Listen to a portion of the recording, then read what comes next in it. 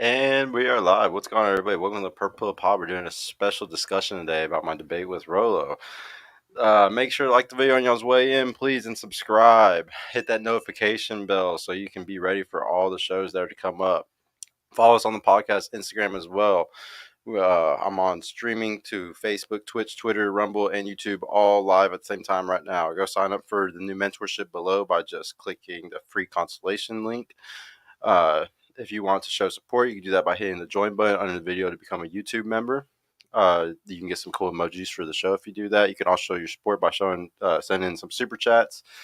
Check out the merch store, and we're now streaming on all the audio platforms, guys. Make sure to add the Instagram, though, right now, please. I'm trying to grow that account. If you're a YouTuber that needs media marketing help, please hit me up, and I can, help you out with your YouTube channel. If you need 3 shorts a day and 3 clips a day posted, I'll do it for only $500 a month. Shout out to my producer tonight. He's sliding in, helping me out, make sure my audio is good. What's up, Donnie? How you like the little purple I added for like the little thing around there?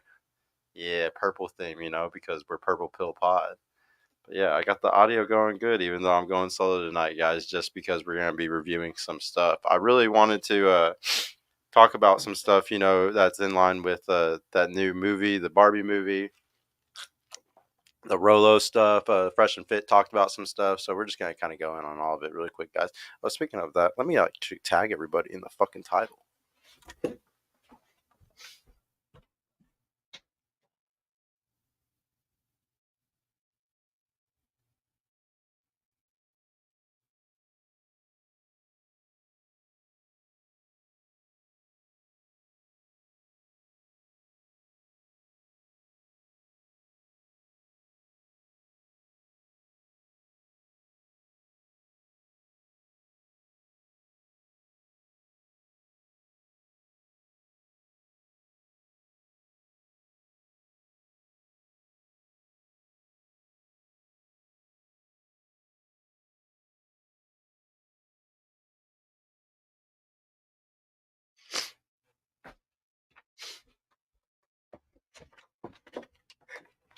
Sorry, guys. I wanted everybody to see this, so I had to tag, especially Graham Steffen. Shout out to Graham Steffen. Refocus the camera as well. It's hyper focus on the background rather than yourself. Oh man, that's gonna be hard for me to do by myself. I don't know if it's gonna let me focus it.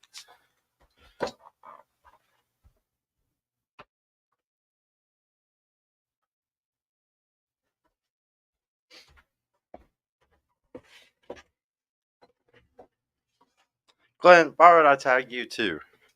I think I got the focus, Donnie. I tried to focus it on the microphone, and I think it worked. Yeah. All right, but yeah, guys, let me get to these videos. We'll start with the first one. Is the Fresh and Fit one. Stop being broke. Mr. Producer, share screen. Stop being broke. Share. All right, guys, this is just Fresh and Fit talking about their competition. Y'all let me know if the audio is working for y'all or not when watching this, by the way. Get to the goal. If I'm more sympathetic or compassionate, like no one cares about my problems or me or caring about like say, oh my god, I'm so sorry for y'all. Our job is to give guys the cold reality of how the world works for men and give them solutions. I feel like it humanizes you to a certain extent. Like mine, I'm too uptight a lot of the time. I can't relax and I'm too in my head. I'm really afraid to let loose. Don't know exactly why, but I'm like really rigid and I'm trying to break that. But that makes you who you are though. But I do feel like there's aspects that I do want to experience that, that I haven't. And I feel like by letting go a little bit, being a little less stiff, I can enjoy those things. Okay. Yeah, I mean, you've been on YouTube for a while. You built up a great platform. For us, we're not there yet. So we got to continue to be rigid and like, keep going hard as hell. Like I look at it like, I look at people that are like our competition.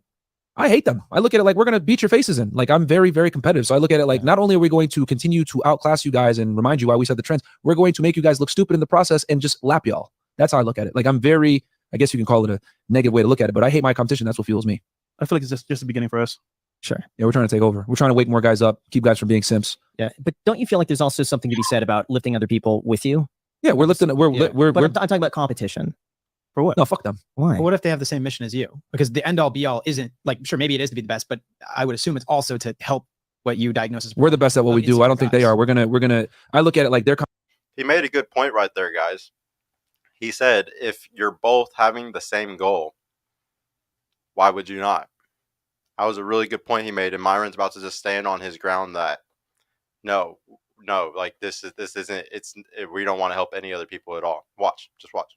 Competition, that's cool. We're going to continue to remind everyone we're the best. And also, if that was the case, they would have did it before us, not after us. We refuse to lose. But here's the thing: someone could see what you're doing and say, you know what, they're messing up in these places. I'm gonna take what you're doing, but I'm gonna fix these few things. Like when I looked on YouTube originally, it was Grant Cardone, Ty Lopez, a few people like that. I was looking at what they're doing. I'm like, I like it. There's an audience for it, but I could do it this way. And that's how, like, that was my entire approach, just seeing what they're doing, but like putting my own spin on things. And I have a feeling a lot of people will see what you're doing and find, here's a few blind spots that they're missing. Maybe they're too controversial. They're too this. Maybe you have to take a more middle approach. I'll attract way.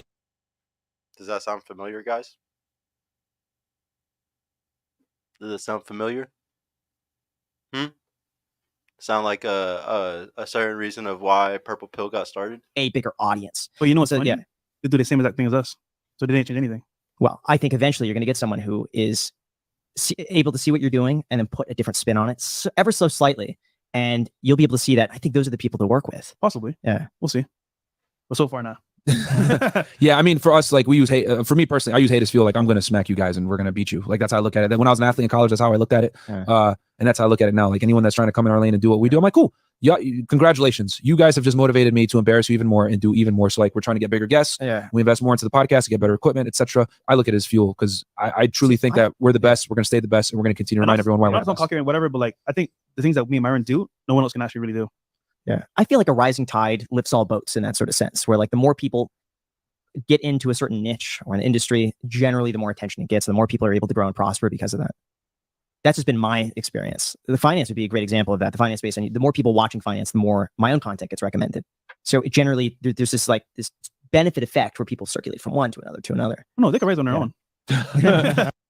Guys, do y'all know how much I give flowers to Fresh and Fit? Like a lot of people are mad at me because I talk shit about Myron or I talk shit about Fresh and Fit, like on Rollo stuff, or I do occasionally do stuff. Guys, it's called iron sharpens iron.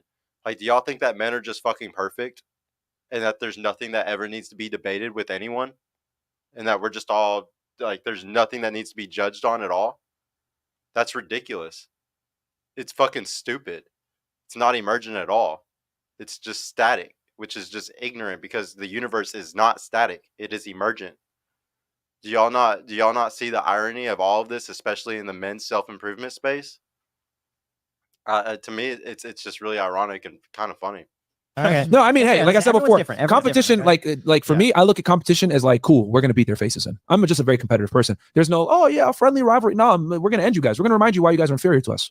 So that's how I look at it. I'm hyper competitive. Approach. Yeah. Like I look at it as like motivation. Like we're going to get better cameras than you guys. We're going to get better guests, better production quality. We're going to film better content. We're going to script our stuff better, have better questions, whatever it may be. So I look at it like we're just going to provide more value to the audience. Like my goal is like, how many more lives can we impact than you guys? That's how I look at it. And to me, like the most satisfying thing is when someone sends me a message like, yo, you changed my life. Yo, I was going to do this to myself and now I'm not doing it anymore. Like the more messages I get like that, the more of that we get in our competition, that's a W for me. We wish them all the best. Fair enough. But they're going to take it L. All right. So overall, what I want to say is, But yeah, I just wanted to watch that part first, guys, really quick. I thought that was pretty interesting. Fresh and Fit, shout out to them. They are the shit. They are the best at changing men, and they're going to change more men than anybody will over the next couple of years, probably. But everybody goes purple pill in the end, guys. It's a fact. Shout out to AMS. But yeah, for our second one, let's go over to watching the Rollo debate. Let's share screen. Share. All right.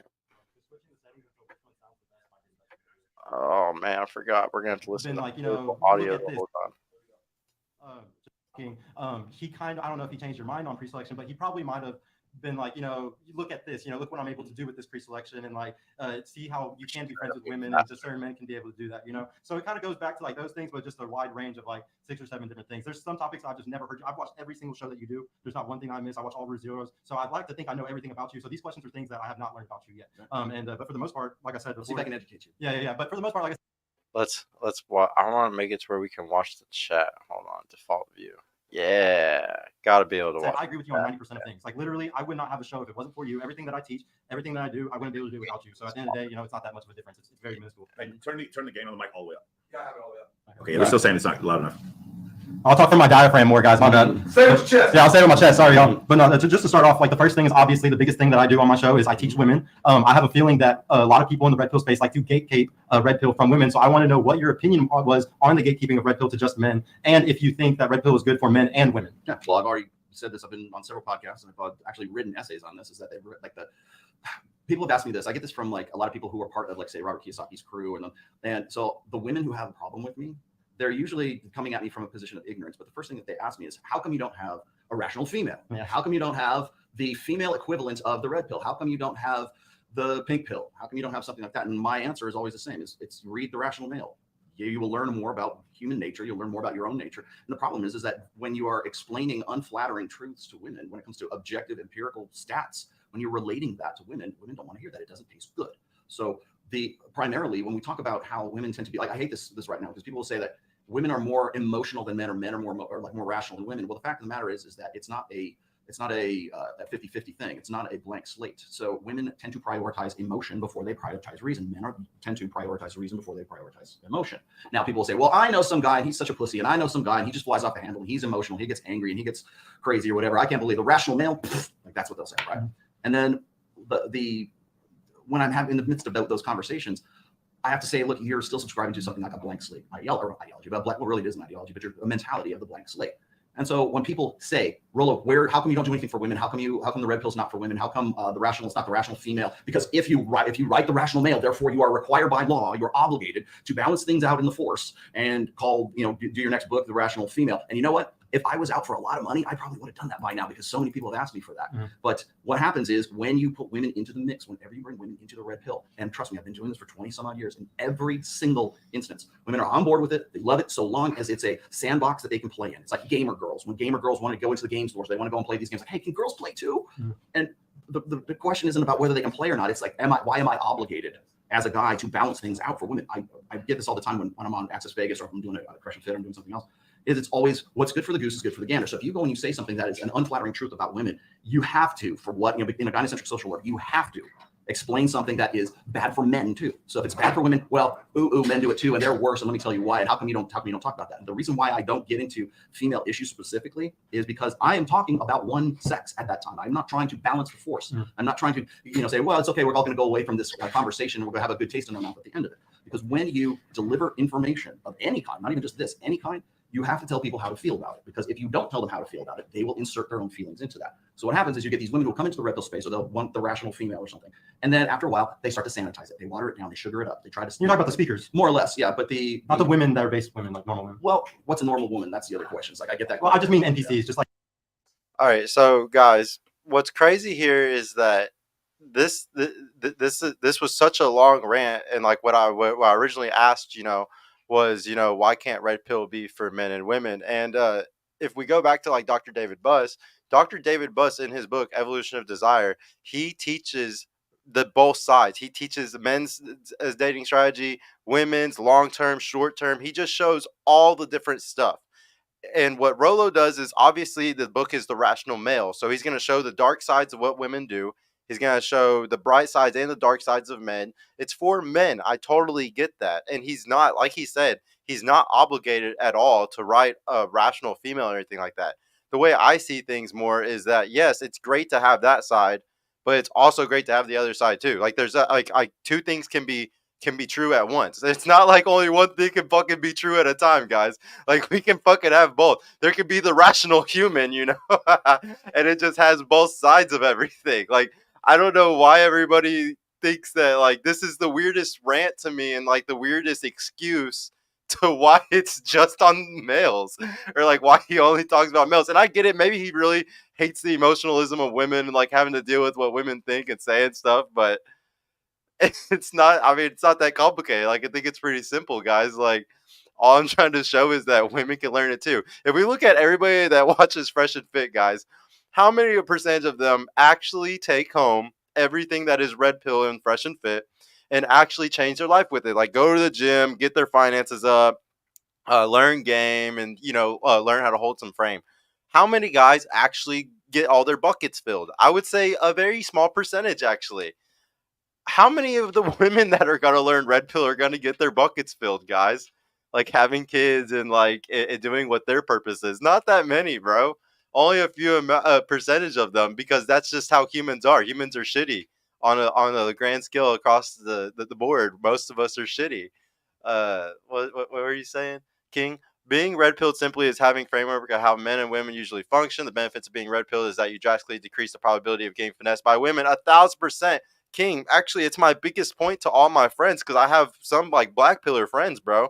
And like my biggest point to them is, bro, all this shit that you complain and you're scared about women every day about, you don't have to be scared of anymore, because now you're red pilled. You understand women. So now when you get in a relationship, you can read them. You're not going to get finessed again. Like, you're good. So it's really confusing, because I thought once you're red pilled, you should be able to easily have a relationship. Like, it goes hand in hand with purple pill, because once you're red pill, like, that's why my relationship is so good. I'm out here giving relationship advice because I found that through red pill, I have a better relationship. And I can teach how to have better relationships to people. That's the whole point of this show, guys. Come on. King again. One can be red pilled and have a wife, not cheat, have kids, and prioritize family 1,000%, King.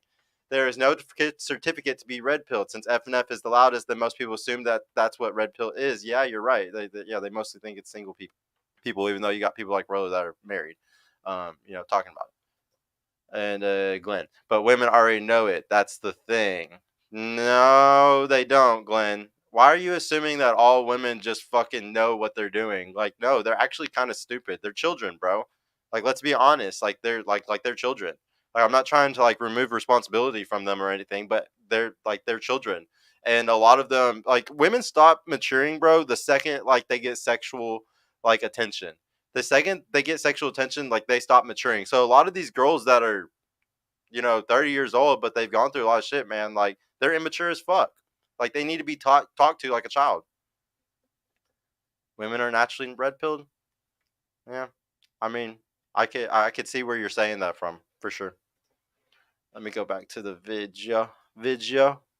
Like all or like obviously, like we'll say Pearl, is somebody that talks about this stuff, but she's an influencer. But like I'm saying, like normal women, okay, like because I agree with you. Like the way I see it is there's a huge issue with just words today. Like we have the manosphere, but we don't talk about femosphere. Where I think that there's a manosphere. I actually used that term before. I just don't hear it a lot though. And like in the thing, like I would say Pearl's a part of the femosphere. She has said multiple times on part our of the hackosphere is what yeah, but like the thing is she's trying to give women advice now. So I say anybody that's trying to give men advice is in the manosphere. Anybody that's trying to give women advice is in the femosphere. But she's also entertainment. Pearl is not just trying to give women advice. She's trying to pretend that she's an authority on things that she's in no way ever going to be an authority on, and is trying to really. I mean, hell, I just saw her twice on Pierce Morgan, and they list her as the female Andrew Tate. Who is she giving advice to? If that's how I don't see her as an authority. Like I still see her though as an entertainer. She says all the time, "I'm an entertainer," and I believe that she's an entertainer. Like that's full entertainment. But she started the women thing. She started the wifey thing, the wife school, and that's because she wants to help women.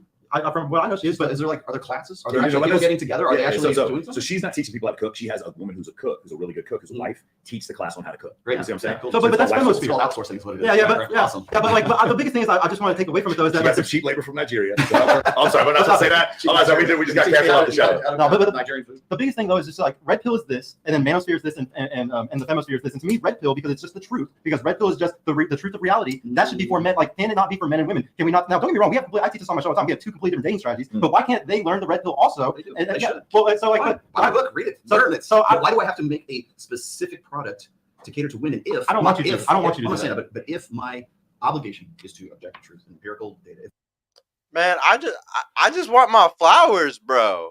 Like I don't even want you to go write a book on women, bro. I just want my flowers, bro.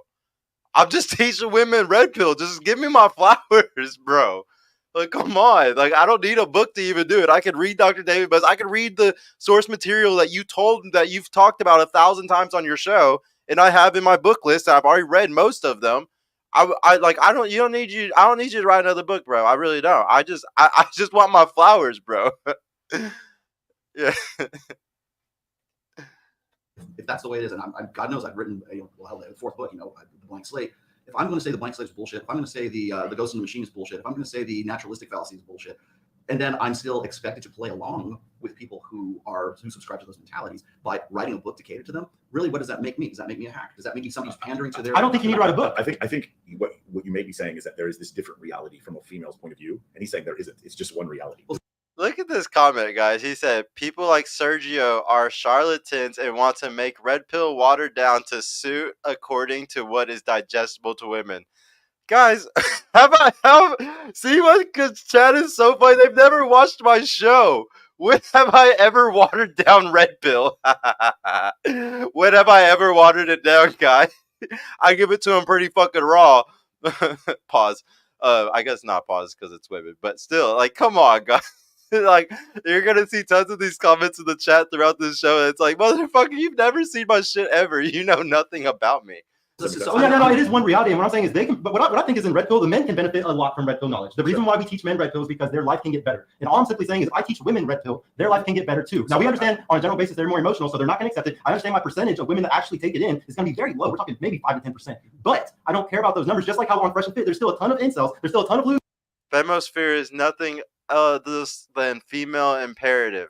What the fuck, dude? Like, it's just an equivalent. Like, if the manosphere is making men better, and then the femosphere would be to make women better. Red pills in the middle for everyone, guys. I'm going to keep saying this until everybody learns this.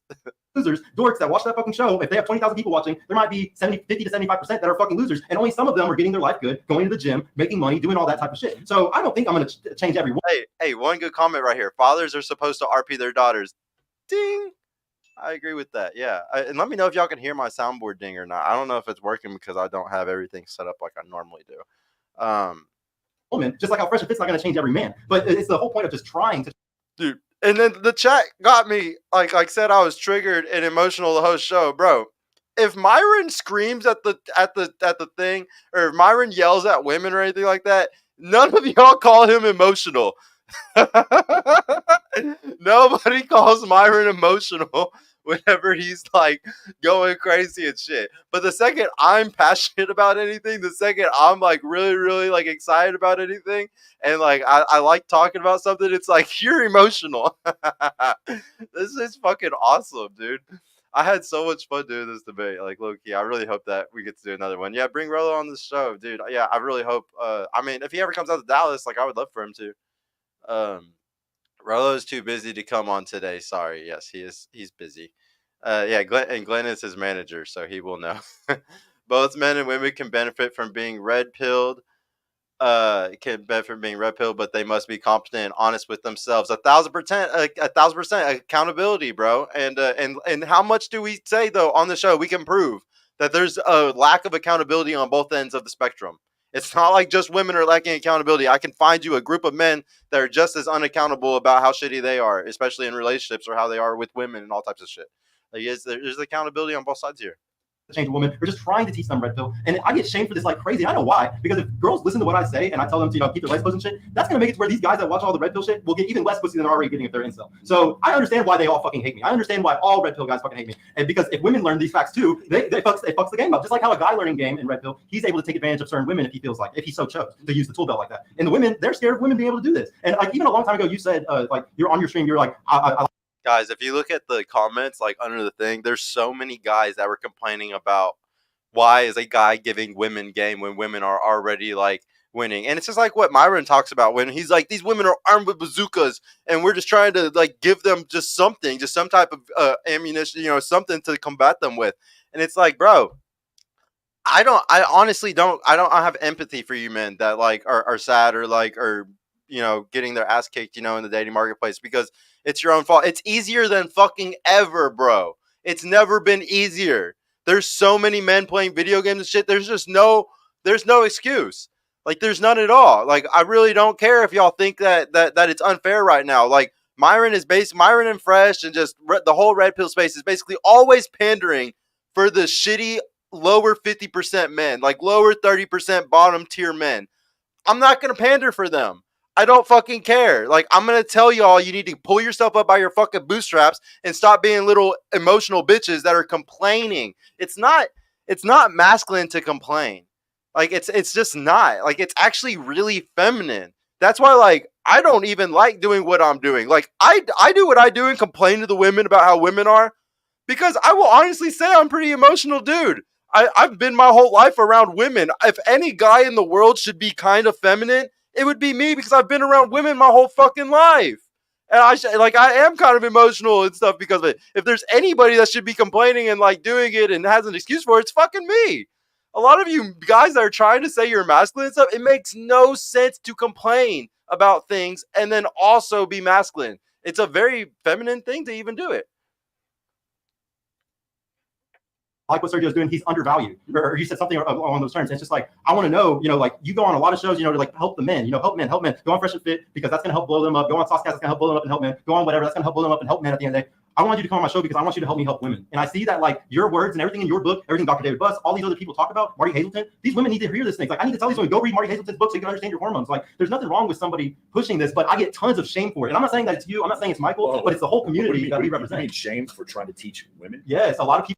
And Michael's acting brand new right here. Like, dude, I get hit with the sign language constantly. You watch this chat, you watch those comments, it is constant sign language. Shame, insult, guilt need to be right, bro. And then so much of it is ad homs. It's like, oh, this guy's skinny. Oh, he needs to go get muscles. That's fine if you want to attack me for that. But at the bottom line, that's just ad homs. Like, attack my arguments. Somebody attack my fucking arguments. Somebody come for me with against my actual steelmans and tell me where I'm fucking wrong on my actual steelmans. It doesn't make sense. What'd you say? The difference is that only one sex avoids consequences for failing to be accountable. Yes, you're right. You're 1,000% right. But that's because men are the disposable sex and women are the protected sex. So because of that, yes, that is what's going to happen because the natural balance of the nature and the universe. Like, I don't make the fucking rules. It is super fucking unfair that guys off themselves at way higher rates, that we're way more fucking disposable, that we've always had way less kids. Like I understand that like we've always had, some men that aren't going to fucking, they're going to fall short. And that's how nature has always been. That's how it's always going to be. And that women are going to be protected. Like, it's really sad, but that's just the fucking truth. Like, basically, this whole fucking red pill space is a grift on that fact. A grift on the fact that there's a huge percentage of men that are going to live through despair. And how can we sell them some type of fucking happy pill until the end of their death? And that's all it is, bro.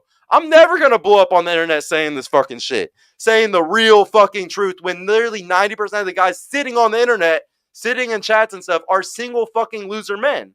Like, those are the guys that are sitting in these types of fucking chats. Like, if they had families, if they had kids, if they had girlfriends and shit, they would not be sitting in chats online. Okay? So, yes, obviously I'm going to be hated the most, and I totally accept that. King. Glenn, in general, it's true, but it's important for both parties to be accountable. Also, the human brain is a prediction organ. That's why after they get pumped and dumped 5 times, they adapt usually. I really do actually think some of them adapt really quick, unless they've gone through trauma and they just keep going. Like dick hopping. Like, some of them really do fucking adapt pretty fucking quick and learn their lesson. People do not want a guy teaching women. So the thing is, I don't think maybe it's not shame for trying to teach women. It's almost like trying to teach like. Well, I was going to say something, get me in fucking deep trouble.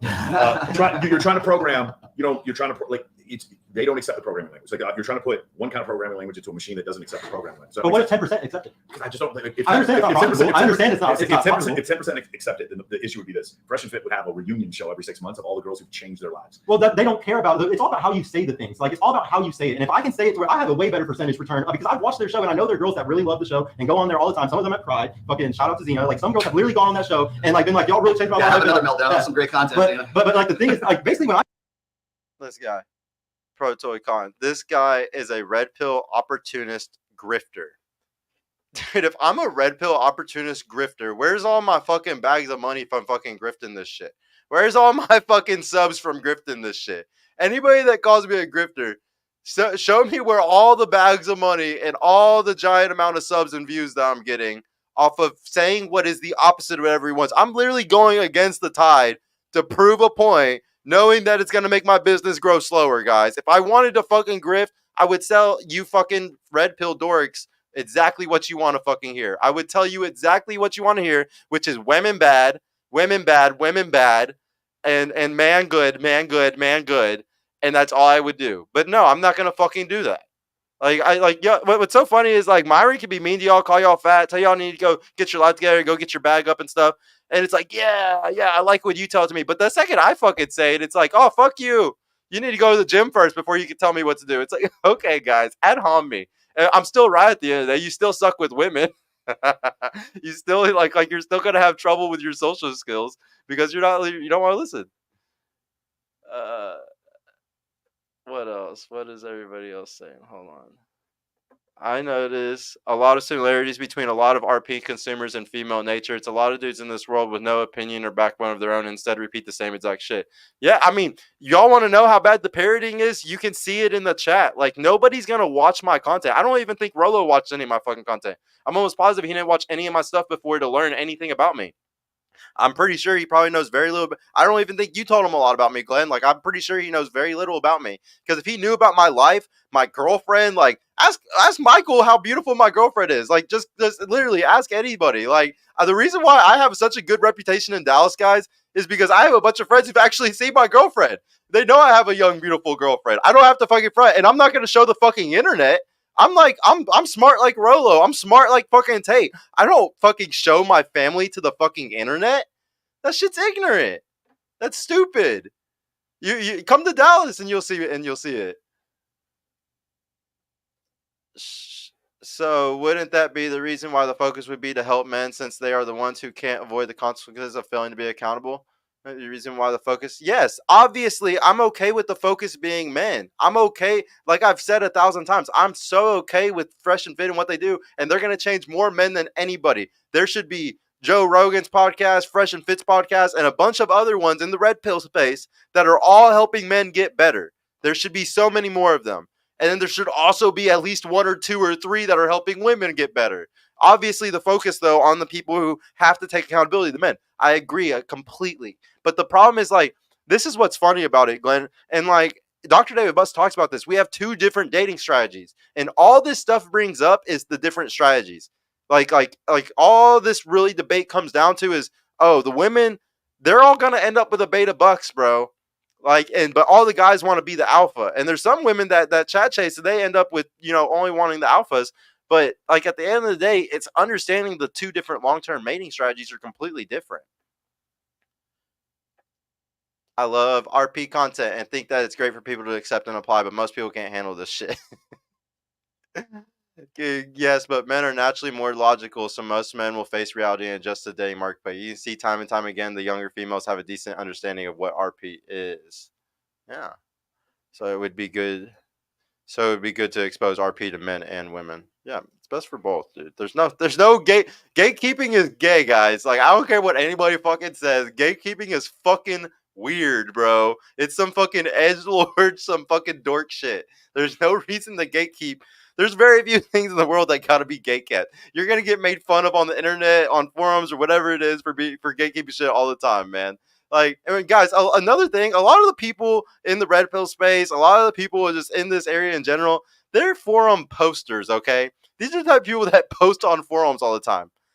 I don't post on forums, guys. I read them. I read what people like Rollo posted on forums for years. I read what people post. I'm the type where I constantly absorb information from all around, but I don't go out there and act like I'm the fucking shit and I know exactly what I'm fucking saying. I want to absorb it all, especially on forums, man. Especially like Reddit or anything like that.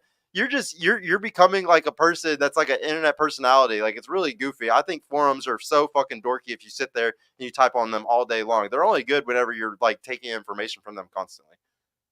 I saw that, I was like, man, that is an example of exactly all that I do. Everything that I do is to try to do what happened to Xena and try to help them. And the reason why I do all this, Rollo, is because at the end of the day, we're trying to help men, and if we help women, it also helps men too. Let me touch on a couple of points that you said there. So one is you want to help women. First thing is you have to understand that, at least in my wheelhouse, my direct mission is not to help men, is to help men with the tools so that they can make themselves better. Okay. So what I do, and whenever I do this, I know I get myself into a lot of trouble for saying this, but when I start the introductions of my books all the time, I'm not in the business of helping men become better men. I'm in the business of equipping men so that they can become better men or use those tools however they see fit. Okay. That's why people hate me so much, because I don't give. And guys, can we not just give women the same tools? But women bad. them prescriptions. I don't give them 12 rules for life. I don't give them some easy to follow step-by-step guide to go from being a shit-stained 0 to an alpha Chad at a 10, right? I don't do that because that's disingenuous. So if anybody's selling you on some sort of template for a successful life, tell them to go fuck themselves. And I've heard you say this 100 times. So man. that's number one. Number two is this, is that in telling people objective facts and objective data, just by doing that, people think that because you're saying the things that you are, that you're trying to convince them to be something, to do something. You cannot go, I'm just doing this show right now. Everyone will say you're an influencer. You have a responsibility. And we want to act like there's not fucking losers in these chats all the time. Women never help men. Why you want to help women? Women never help men. You want to know something crazy, bro? I'm gonna tell everybody a story really quick. When I got kicked out of my dad's house when I was 18 years old, it was actually only a woman, my best friend, that took me in. I would have been sleeping in my fucking car if it wasn't for a woman that fucking took me in and said I had a place to stay at and I could sleep there. And like let me, help me get a job, gave me food, took care of me, helped me get a ride, did all types of stuff. And then that happened again in my life. I went to jail when I was 21 years old and I lost like everything that I had. And again, the only thing that fucking saved me was a fucking woman, a friend, a best friend that was a woman. I had no guy friends. All my guy friends were brokies, didn't even have their own fucking places. But a fucking woman was able to fucking take me in and take care of me. I wasn't fucking her or anything like that. She literally was just a friend. Let me sleep right next to her in her fucking bed.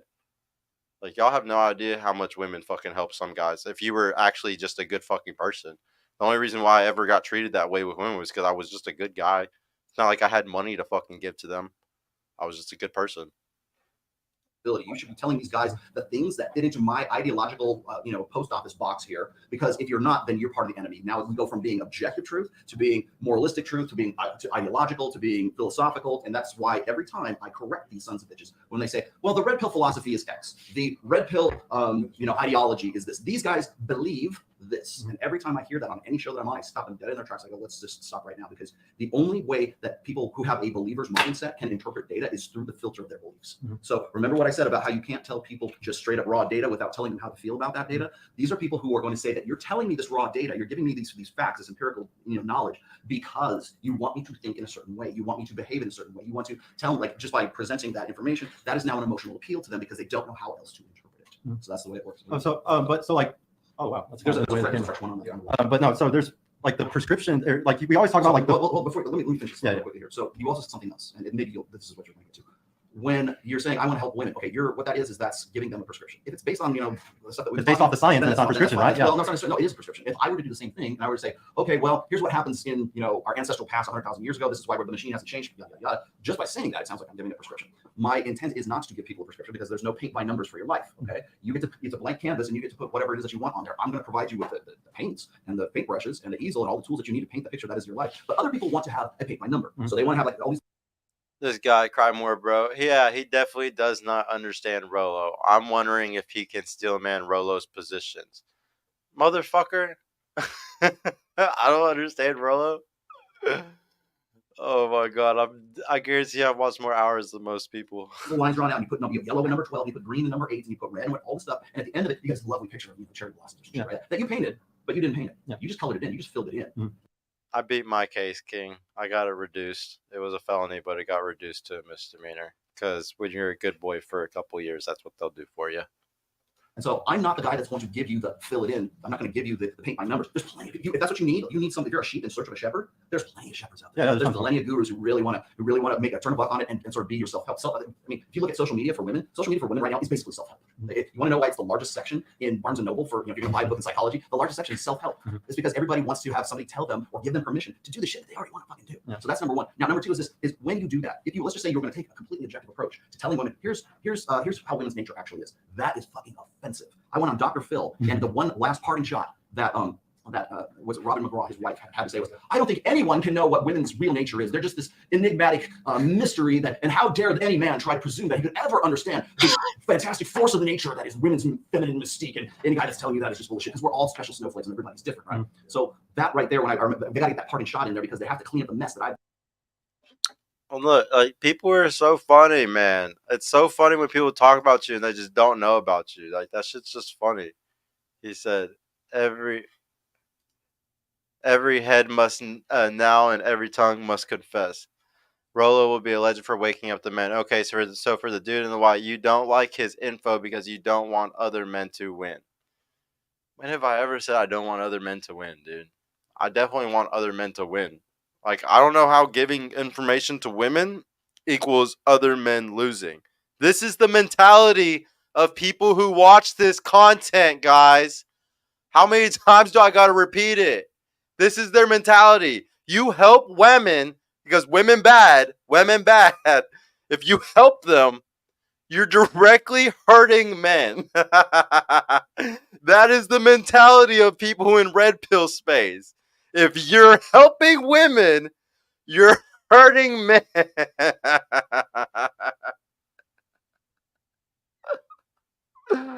Oh my god, just say you're an actual misogynist, bro. Just say it. Just say you actually hate women. Just say it, dude. Like, stop being. I'm sorry what happened to you or your mom or whatever the fuck it was, dude. Just be honest with yourself.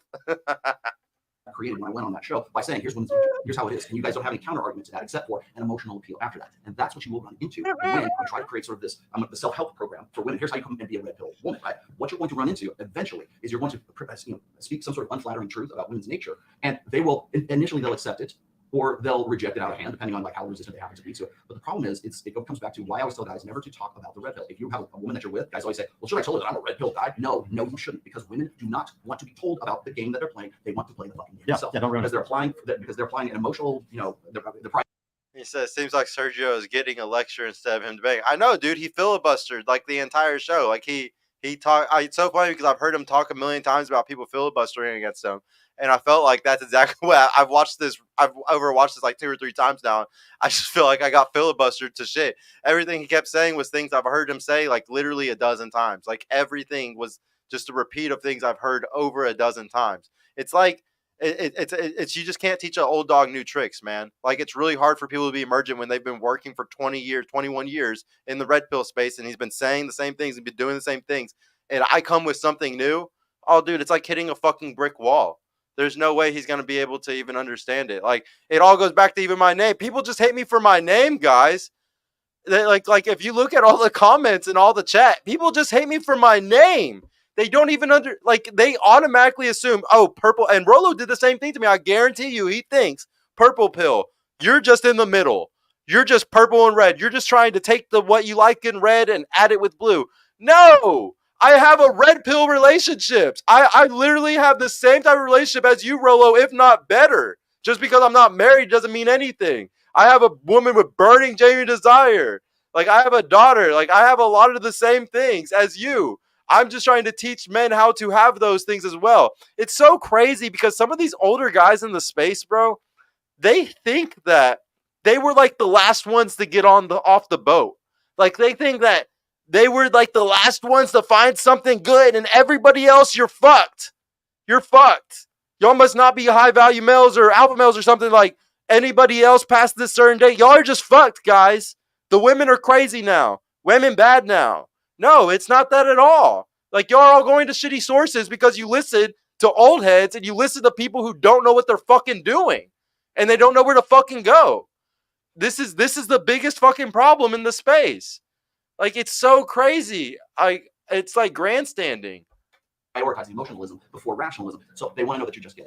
A guy who talks about this stuff, a guy who makes Excel spreadsheets about like why some chicks rejected him and some didn't, he's trying to use his deductive logic to get a girlfriend. That makes women want to punch them in the face because if they're saying, look, honey, I made this Excel spreadsheet of all these reasons why you should marry me, fuck me, breed with me, and have live happily ever after with me, they will want to punch that guy in the face. Because what you're trying to do is use logic to convince them to select them and to say, well, your hypergamy is bullshit. I know you want to fuck the hot guy at the phone cannon party, but you because you have this hot arousal feeling for him, but you don't for me, even though I would be in the long term the best bet for you, you will never win that argument because you're trying to win an emotional argument. This is the long and short of this. You're trying to win an emotional argument with empirical data. No, good point. But I'm not interested in my girlfriend because she understands the red pill stuff. Like that's kind of the reason why it doesn't matter. Does that make sense? Oh no, I completely agree with you. Like, I know all about the gamma stuff. Literally, like I told you, bro, I listen to every one of your streams. Everything that you're saying, man, sometimes you're just preaching the choir. Like, I know exactly what you're gonna say. Like the thing is though, like let me go back to like. I didn't get to the Vox. I didn't get to literally 90% of my points with him in the debate, guys, because like the fucking thing was over so fucking fast. But like, I wanted to talk to him really bad about the Vox Versity thing because he really likes Vox. And like he literally even talks about how stats aren't everything. On like one of his biggest videos is him talking about Christianity and just religion and spirituality, and how like you can't just go by stats with everything. Like Rollo doesn't even ever talk about like that side of thing about him, but I think it's a huge deal that needs to be talked about all the time. How spiritual, like statistics aren't always right. Like we can't always go by statistics because we can't always prove that they're 100% right all the fucking time about everything. And like I don't know, I never got to talk to him about the spirituality thing and stuff, but that's a big point. Like prescription thing. Is MOA a prescription? Do you have things in MOA that are considered? Hold on. Yes, it is. Okay, it is. It is. And do you? But there's advertently and there's you inadvertently are giving prescriptions to men because you push MOA. Okay, and because there's things in MOA that are prescriptions for guys. This is if you do this, you're gonna be successful. This, if you do that. The bottom line is we are all giving out prescriptions all the time because we are in a hierarchy. This is a free market economy, and what it truly shows is whoever has the best prescription wins the game. It's gonna make most money. Michael's killing it right now because he has some amazing prescriptions compared to all the other people in the fucking prescriptions. But the bottom line is though that we're all giving prescriptions and we're all competing in the free marketplace. There's a hierarchy of who has the best prescriptions. There's always going to be this hierarchy because we live in a free market economy, and as men, we are always going to compete in this hierarchy. We are always going to disagree on these things. I'm going to say my mentorship is better because of X, and you're going to say yours is better for Y. But we're both giving prescriptions, and you support his. That's all I'm saying. So in the case, first off, of men of action, it's not a red pill prescription. Like for me, I don't think it is a red pill prescription. I'm just saying it is a prescription though, and men in the manosphere give out I recommend prescriptions. everyone read the E-Myth Revisited. But chat just cannot handle me talking fast, bro. I'm just really excited about that point. Like, you can't say that you don't give out prescriptions. It's so funny because I always go back to the praxeology thing and all that. Yeah, if you actually watch Rollo over a long period of time, he doesn't say it as much anymore because he knows that everybody's going to fucking roast him on the fact that he does give some prescriptions.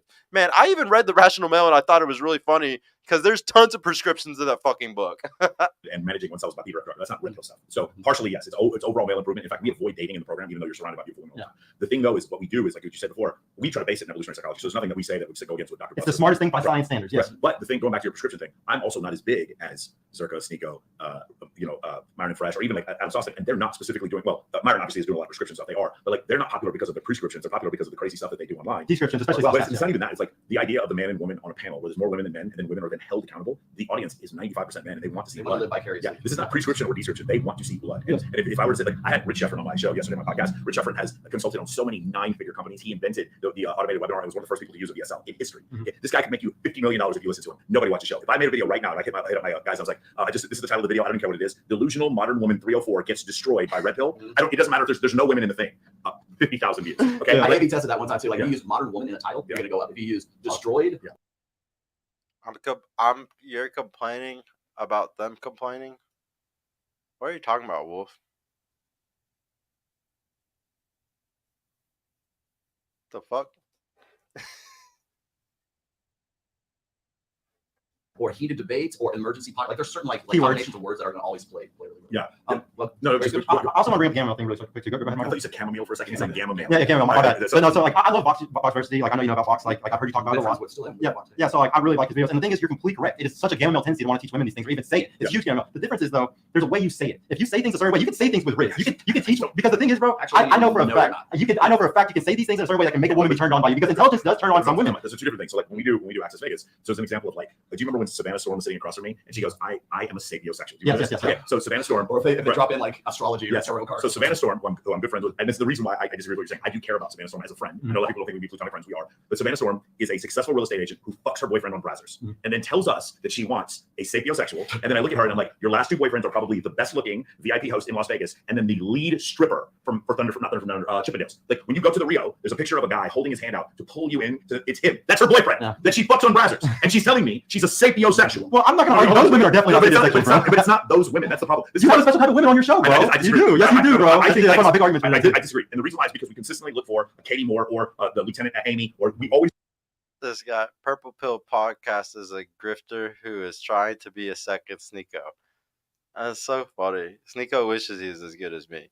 But no, I think it's funny. Everybody thinks I'm really young. Like I'm 32 years old, guys.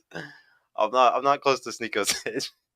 He's trying to get two, like I do. What's the youngest girl you've had on the show? Probably 21. But there's several girls that are in their 40s. We try to split. Pratoy-Con, this guy is very blue-pilled. He's never watched my show, man.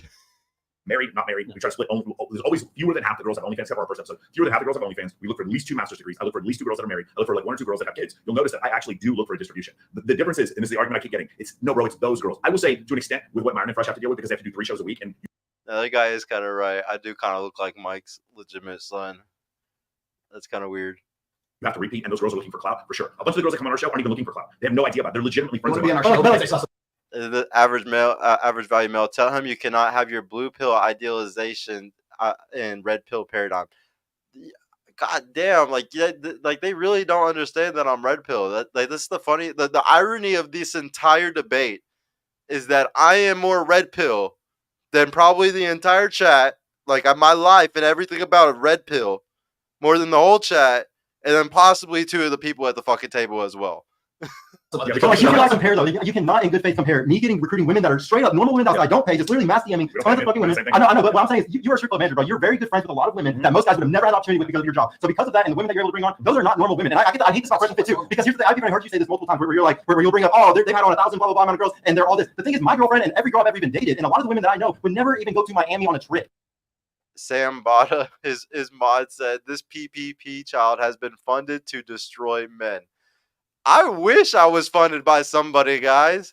Please, please, please tell Soros or any of those people that fund shit like this. Oh, please. I guess y'all don't really understand how this stuff works. So, guys, who actually gets funded are the ones that cause the biggest divide. That means the feminists and the hardcore red pillars, the ones that make men hate women more, the ones that make women hate men more. They make the most money. They're the ones that get funded, guys. I guess I need to teach y'all how to see through the matrix because y'all still don't see it. That like channels like mine that bring us together are not going to be popular, are not going to be funded, guys. So the fact that they're like, oh, but there's all these women from the other side, the type of women that live in Miami, the type of women that go to Miami are a type of woman, and that's not all. Yo, this is literally the most canceled channel online. I hate men and women that are shitty, so I'm gonna get hate from both fucking sides, guys. Come on. There's a commercial that would never go on to Miami. So can I interject here real quick because I have this handy here. Thank you, Big Mo, because he updates me on this all the time. On Fresh and Fit, 2,132 female guests as of May 15th. Ages 18 to 46, so that's pretty good demographic. That would be a demographic you could do a psychological study from. I agree. From 45 U.S. states, 61 different countries, with 181 different job titles, including unemployment, and only 159 Frank Castles out of 21. I can destroy this whole argument, bro. I believe it's a combined 60,000 body count. Is that correct? Somebody went and did that. Big Mo, could you update on that? I can body this whole argument, though. It's completely false. It's completely false. It's the same way why guys are like, all women are hosts. No, I'll explain to you why it's completely false. It's the exact same reason why all guys are always like, all women are hosts, all women are hosts. I have tons of guys that I have to help all. And somebody put in the comments, I'm going to review the comments later on the video, but somebody ended up putting in the comments, it's called a, what's it called? A perception bias, like, or it's like a study perception bias. And like, yeah, obviously that doesn't make fucking sense that they bring up that stat all the fucking time. Like that whole Fresh and Fit stat is the biggest waste of time ever. The fact that I'm the only one that's telling everybody how much of a fucking perception bias that is, how there's only certain types of women that even go to Miami, that even go on those types of podcasts. Like, oh my God, it's so goofy to me. Like, I cannot express to y'all how many girls I know that are stunning women and they don't go on those trips, for one.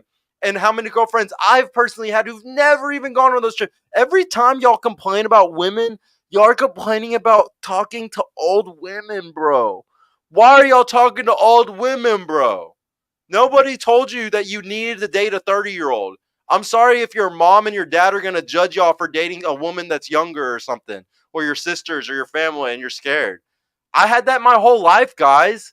I had 4 sisters in my whole family. Everybody talked shit to me for dating younger women my whole life. I don't fucking care. They're not sucking your dick. Your girlfriend is. Like, why do you fucking care what people think?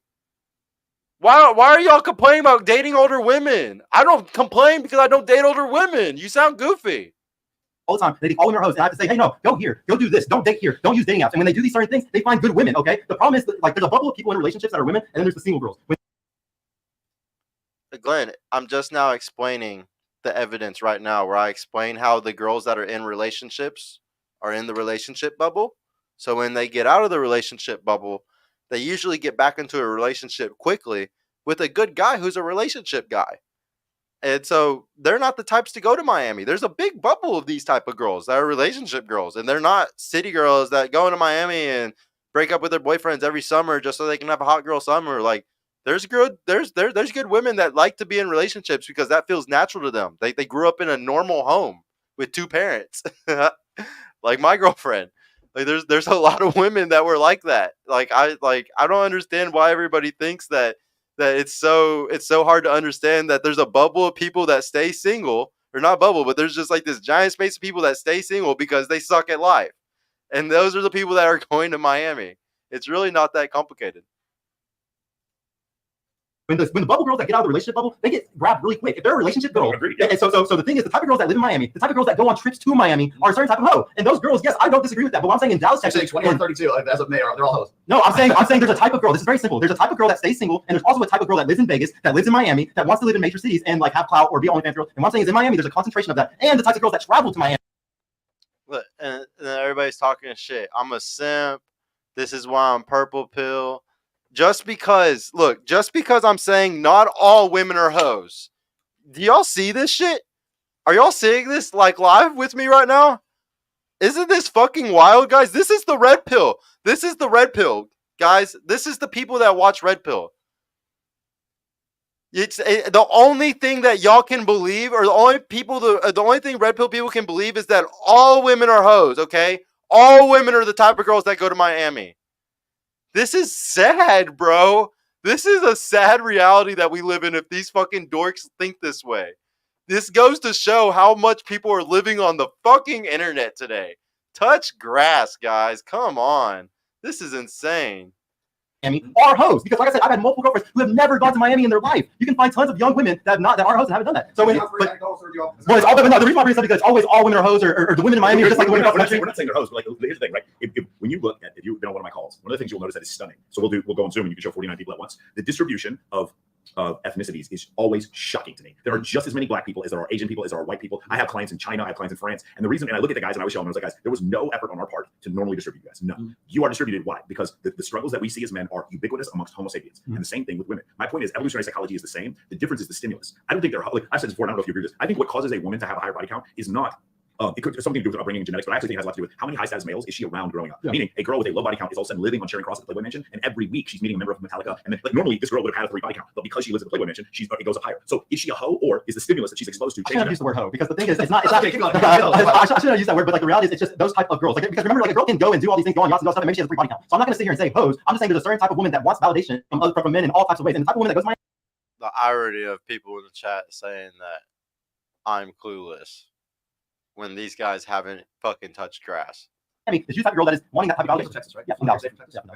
On your way out of the TSA in Texas, and you were going from TSA to the gate, did you look around you and see the people who are walking by you in the airport? Yeah. I did the same thing. I mean, in fact, when you leave, when you go through Vegas and you get through TSA, push one way and walk from TSA to whatever gate you have, then people watch. That's normal. Those are normal people. The normal woman right now is 5'8", 5'7", and 180 pounds. Yeah. She is a beach ball. Okay, so keep that in mind. I also have to put myself. In fact, it was the first thing that I said when we started working together. I think it was after the first time we went to zoo for maybe the second time. And I said, we have to remember, bear in mind. I don't know if you remember me telling this, but bear in mind that we're in a frame of reference right now that most guys will never have. That doesn't mean that what we're saying to them to these women who, and by the way, we want high caliber women. We're in Vegas. That's what's expected here. So one of the number one things, that's why I ask you, what is a normal woman? Because I have been asking that question since October of last year when we started the show. Because every goddamn troll in chat says, when are you going to get more normal women on there? When are you going to, like, these girls? They're all fake. They've got Kardashian lips. They've got plastic tits. They've got Brazilian butt lips. We'll just look at them. They're all pros and everything like that. They don't want normal. They don't want much. That's the thing is, like, first of all, the guys who are watching shows, they don't want normal. You're right. But what we're saying is applicable to the chick that's here in Las Vegas, as well as a girl who's like married to the guy who runs a tractor in the Midwest in Oklahoma. I'll agree with that. That's another thing I brought up over and over again, not just about women, but the fact that the red pill has to be applicable to everybody. It's for every man, or it's for no one. Yeah. And so it's got to be equally applicable to the guy who's sitting on a tractor in Oklahoma, as well as the guy who's draped across a Lamborghini in Miami. Or the woman that lives in a shack, or the woman that's. I think it's more constructive for us to be better and then attract a lot of women and then pick the one with the fewest red flags. Because the thing about the hoes or whatever, like, there's no way the audience,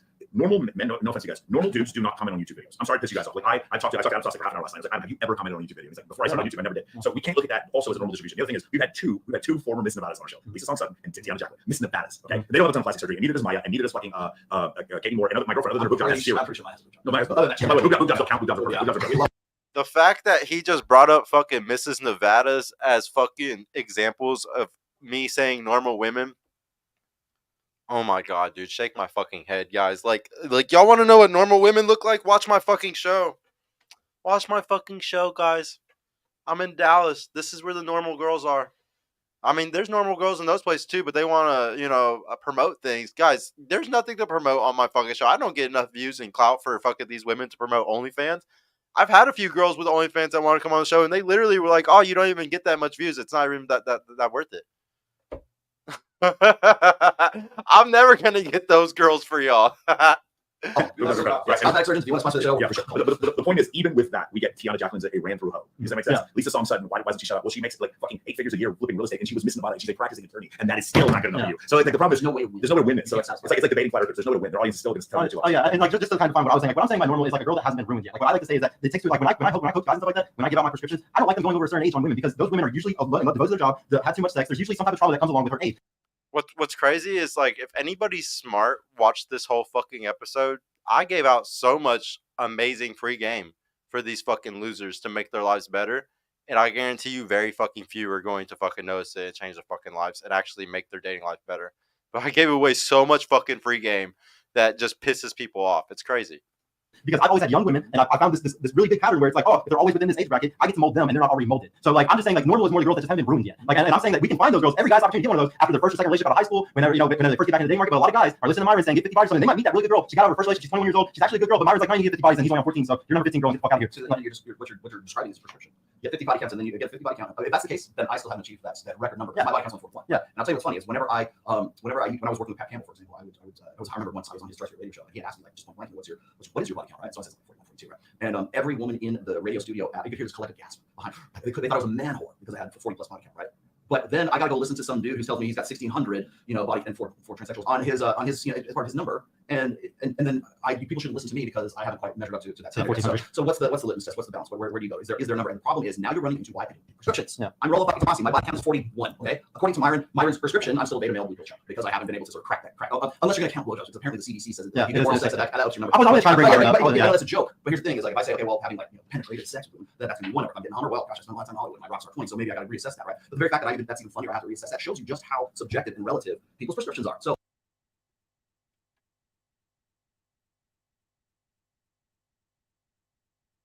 Huh. I'm so confused. Who is Michael talking to right there?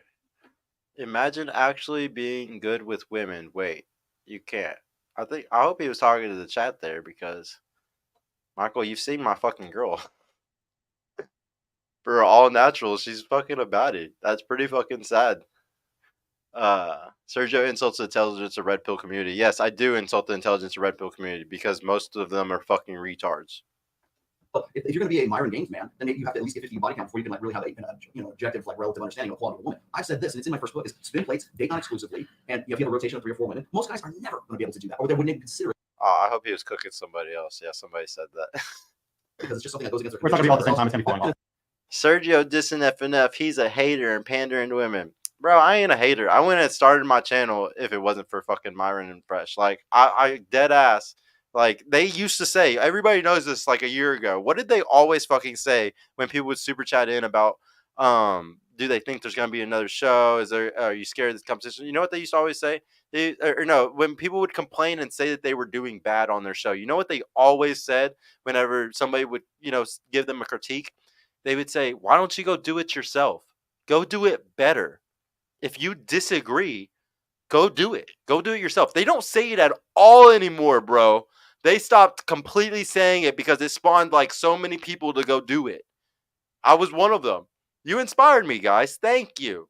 I'm standing on the shoulders of giants. I appreciate y'all. I'm not a hater. I talk a lot of shit, but I also say a lot of really good. I give them their flowers almost every episode of my show. You can call me a hater as much as you want. Watch the very beginning where I talk about. And so again, you also get people who say, well, you got to spam approaches. It's just like numbers, right? They'll make machines on Tinder, so they'll actually literally like swipe through them. Yeah. It's just mass production. King, I'm trying really hard to get Zerka, man. I need everybody to go message him because it's just my messages aren't enough. I need a bunch of people to go message him so we can so he can see it. Like I got everybody else to fucking come on. Of trying to get hits from women. I'm saying, I said this, I put this in my 5th book. I was just talking about it on one of the class videos that I was doing yesterday. Glenn, you even comment here. This sounds like an emotional argument versus a logical argument. Come on, Glenn. That sounds ignorant as hell. Show me where I was emotional versus logical. Like, please, man. That doesn't make sense. It's not about numbers. It's about persistence. It's about learning from your experiences from making those approaches. So I've always said, if you're going to make approaches at all, do 1 per week with one single woman, because most guys at the end of a year, you've got 52 approaches. 52 is way more than an average normal guy will do in a fucking lifetime. So do this. What is the point you're trying to make? The evidence that you're trying to put forth towards this point? Because I understand your point is that it's not a normal distribution of women. And like, to be fair, I only know really hot Well, girls. I'm saying there's a perception issue going on. There's a huge perception issue going on. So the guys that are single, the problem is these guys though, they complain about women being hoes. Like we see this all the time, and they're giving out prescription. Anybody says use dating apps. I'm completely against dating apps. Completely against them. They're only for hooking up. They're not. Don't get me wrong. I have a sister who has an amazing. Joey got married. Remember? Yeah, don't get me wrong. Like I said, I have a sister who's literally married because of a dating app. So I'm not gonna say it doesn't work for everybody. But I'm gonna say on a general basis, 51%, 60%, it's not gonna work. And the guys can go build real connections. If these guys get off their fucking phones and they go live in real life and they take my prescription, they go write something, they do things I'm gonna do, they're gonna have a way better time. And they're actually gonna learn something instead of sitting there and sending 1,000 messages to girls. There's nothing good about sticking to technology on something that is all natural and all real. And that, like, my whole point is that if these guys go into real life and get off the dating apps and stop going to clubs, they Sergio begging to go on his podcast so he can increase his subscribers. Sergio don't want the smoke with Myron. I'm so fucking scared. I'm shaking in my boots from fucking Myron, bro. I'm so scared to debate him because he's just gonna body me so hard, right, guys? It's ridiculous, man, how much people dick ride. will stop running into this perception of hoes and there's this perception of these women that need all this validation. If you go to certain places, you can find young women that don't want that validation yet. I don't give it out for free. I'm not having a test. You just scared me. I can't go to clubs no more. What are you talking about? No, it's none of those. And that's why I love campus. No, it's none of those. But like, it's really sad because y'all can all think about it. Last time they put it in chat on Doggy because somebody started thinking about it and really figured it out. But if you think about it long enough, because the thing is, all these girls, I'll talk to you about this. There's a fuck girl tier list. And at the top of the fuck girl tier list is Michael's friends. Just kidding. But like OnlyFans girls are at the very top of the fuck girl tier list. It's S tier. These girls are such fuck girls. You do not want to fuck. If you're a guy, normal guy with 5 body count, this girl's gonna finesse the fuck out of you. She knows so much about. She has so much. Yeah. But say. Everybody keeps saying that like I'm being emotional and not being objective and I'm not accepting reality. What the fuck? Like I'm giving prescriptions that help with how reality is. Like what are y'all talking about? It's so crazy how stupid the chat is. He did message her. She wanted $1,000. Like she can get it out of him because she had so much social experience. No. Well, I'm just explaining. It all goes back to validation. Okay, when I talk about the tier list. So these girls at the very top of the tier list. It's more about transaction. Yeah, but whenever you're a girl with 100,000 followers, you're making so much money. No guy can replace that level of validation. There's not a guy in the world that can give you that amount of. There's a way. The way is through massive pre-selection. Oh yeah, through massive. Yeah, if you were the guy that 100 other women wanted, fucking for sure. It doesn't have to be wanted. It's like because my guys in my program, they have a guest list at every big party in the city. They get the validation. Does that make sense? Yeah, but my clients last night just took 2 Playboy models to EDC because I knew the girls. I hooked them up with my clients and then they went in there. There was no money transacted. The problem is we can't. Like, there's a way for us to be the bigger, better deal. Now, for a lot of guys, are like, well, I don't want to do that. For me, I'm like Caleb from the old. This guy Rollo needs to get Sergio on TRT. Nah, guys. You know what's really sad is whenever a guy that's not gonna take TRT and not gonna take Adderall, that's gonna fucking pass up on these fucking people. That's what's gonna be sad one day. Is if you know what's gonna be the excuse of all the people on TRT whenever a 32-year-old that didn't need anything like that, no type of illegal drugs like that to fucking make me better at anything. Or even legal stuff because those are both legal. Like I'm not having to use anything like that. I don't have to use any pharma. I can use all natural shit and I will be better than everybody else. And you know what's crazy, guys?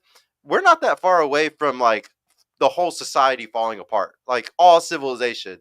Like y'all think that we're so fucking powerful and stuff, dude. It only takes a food shortage and a bad war, like some really bad shit happening, and we go back to the fucking Stone Age, guys. Fucking some nukes going off. You think all these guys on fucking TRT and on all this gear and shit, you think they're going to be living good if the fucking world goes to shit? Y'all want to know who's going to become betas the fastest in an emergency situation? It's those fucking guys, man. They're going to become betas first. They're going to be the first ones to not know how to fucking survive and what to do when they're crying and emotional with their estrogen levels going through the fucking roof. Anybody who sits there and just plans for society to always be perfect and let pharma take care of me, you're goofy. You're goofy. You should be able to take care of yourself and be prepared for fucking anything and stay as natural as physically possible if you can. If you can. Old Testament, from Abraham. It's like I want the big grapes. I'm ambitious. What you're saying is correct, but like I actually still want to date insanely hot. And I hugely disagree with like what you chase. Like I don't like girls that have anything done. I like all natural. I push all natural in everything in my life. Okay. At some point, those implants were made by something on Earth. Am I wrong? Plastic comes from somewhere. I love when I get this one too because people go, I don't like plastic. It's just because the thing is, most guys like you're born Gen X, like if you're born the last 2 generations, you probably don't even know what a natural breast looks like unless you see some sort of National Geographic study of like women in Africa or something. Those women are red flags. Like I don't care what anybody says. I would never date a. Yeah, the same bald guy. However, I am using the tools he says he learned from Rollo. Yes, almost everything I teach is learned from fucking Rollo, man. Anybody who fucking hates what I fucking talk about or anything on my show, shout out to Rollo for teaching me everything, man. Like I'm about to actually start calling my shit a pod class, just like how he does his pod class. I'm about to really make it a fucking pod class in here, bring my fucking ruler, put a dunce hat on these fucking hoes when they say some stupid shit. I'm dead ass. I'm about to make this shit a fucking class. Because I love to copy fucking Rollo. I stand on the shoulders of giants, baby. I'm just going to say it with some Riz. girl like that ever. A girl over 25 having tit jobs, likes validation, has an Instagram with 10, 20,000 followers. Dude, no, for real. I think that those girls who need that validation, they have all that attention coming in. Those are the last girls you want to be with. Why would you want to be in a relationship with a girl that wants attention from other people? No offense, Sergio. The idea you wouldn't be in a relationship with Maya or fucking is I really dead ass, bro. See, and Michael's funny right here because Michael thinks that I don't have options. Like everything that he just laughed about and that I wouldn't be in a relationship with Maya. Yeah, bro, I wouldn't. Like, I'm sorry that you only have a bunch of fucking losers, you know, that like sign up for your program or just you only know loser men and you just automatically assume a guy that's as skinny as me or something like that. He just must he has to just be desperate and happy to get any fucking relationship he can get. No, Michael, it was actually really easy for me to get them because I just did what I fucking teach people how to do. It's not hard to be friends with a lot of women in real fucking life, not through fucking DMs and Instagram and shit. It's not that hard to fucking do this type of shit and have an abundance of fucking women. It's really not hard, man. And then, yes, I did get to choose. I had plenty of fucking boss babes that I could have stuck with and bitches with tit jobs. I didn't want to be with the bitches with tit jobs. You know, it's really weird, bro. When I lay on some titties, I like my girls' big old natural sea titties that are just fluffy. And it feels like a nice fluffy pillow for my head to lay on. I don't like the fucking silicone. I don't. I honestly don't. And I like a big old nice natural ass too. Sorry. I don't like a little skinny ass. Like it's just, I got my preferences. Like why he's laughing at my preferences. Why can't I have my preferences? Literally turned Michael. I understand most men don't get to fucking choose, but come on, bro. Like I get to fucking choose, man. I have turned down so many.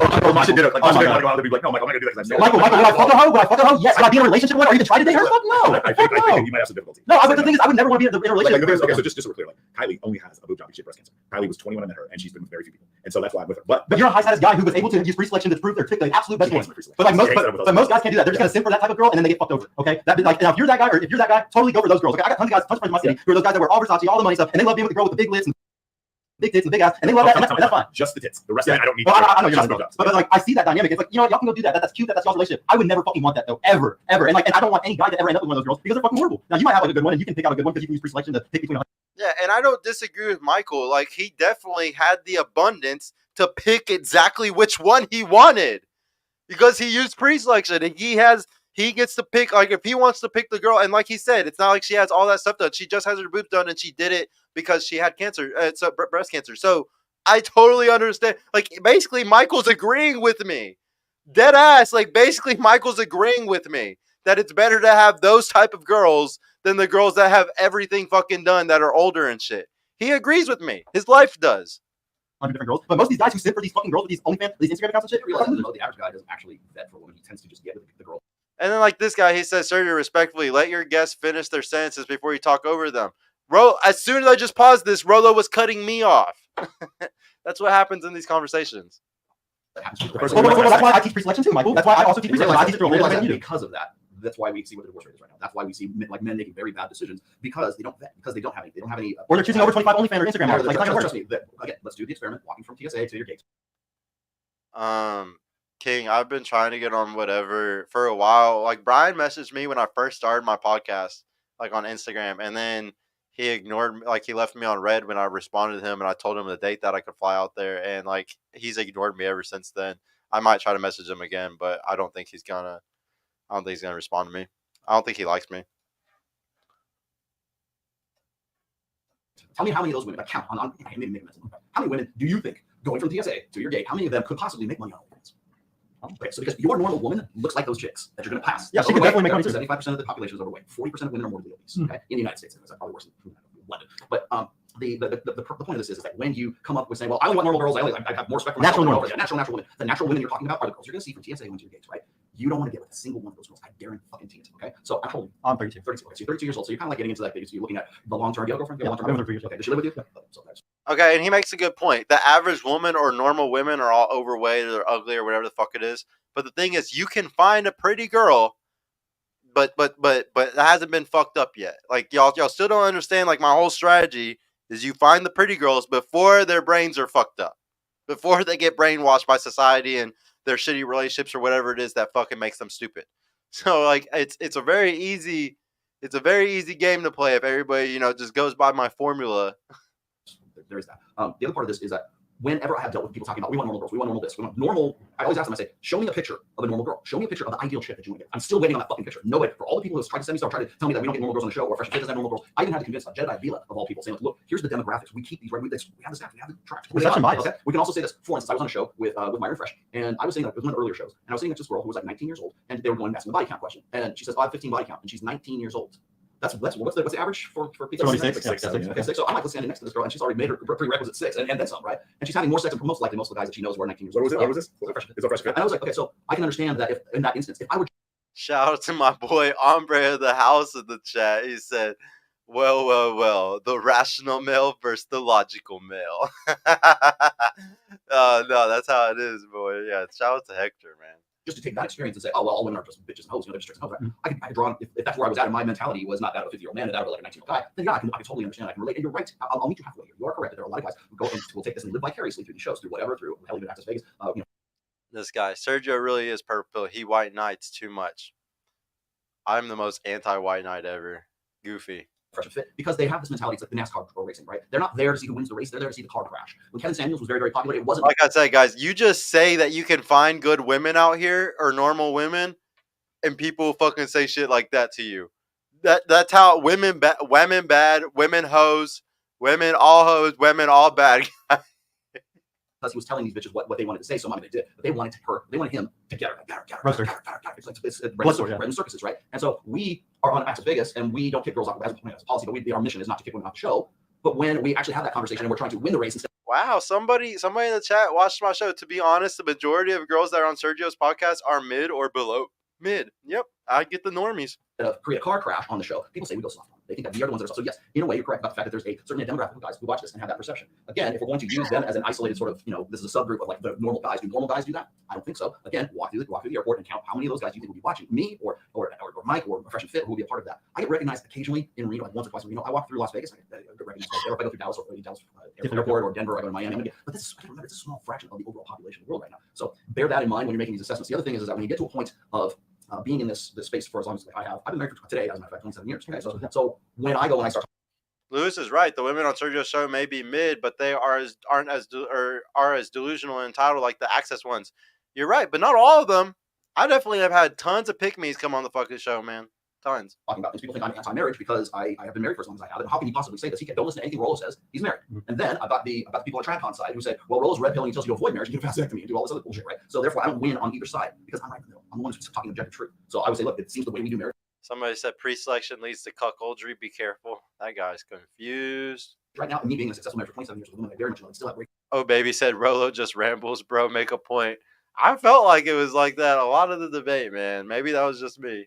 Right. After all of that, I'm still saying marriage the way we do it now is a bad idea for guys because it's a downside risk for guys. I agree with that. Before you, you might say, I'm in love with her, I'm getting married, I want to have babies. Okay, that's fine. Well, my religion says I'm supposed to do this. Okay, good. But just go in with both your eyes open. That's what I'm trying to say. But once again, I still haven't heard a good argument that isn't based on emotionalism. Come on, Glenn. You capping, bro. We haven't talked for fucking 2-3 months over the phone for you to just act like you don't know what the fuck I'm talking about anymore. That's weird, man. Actually, what to do. In fact, that's my whole point. I'm not trying to tell guys what to do. I'm just saying, like, here's the information. Use this as actual information and make educated decisions for yourself. Now, is that what's happening on Fresh and Fit? Is that what's happening on whatever? Is that what's happening on these? No, those are entertainment fucking programs.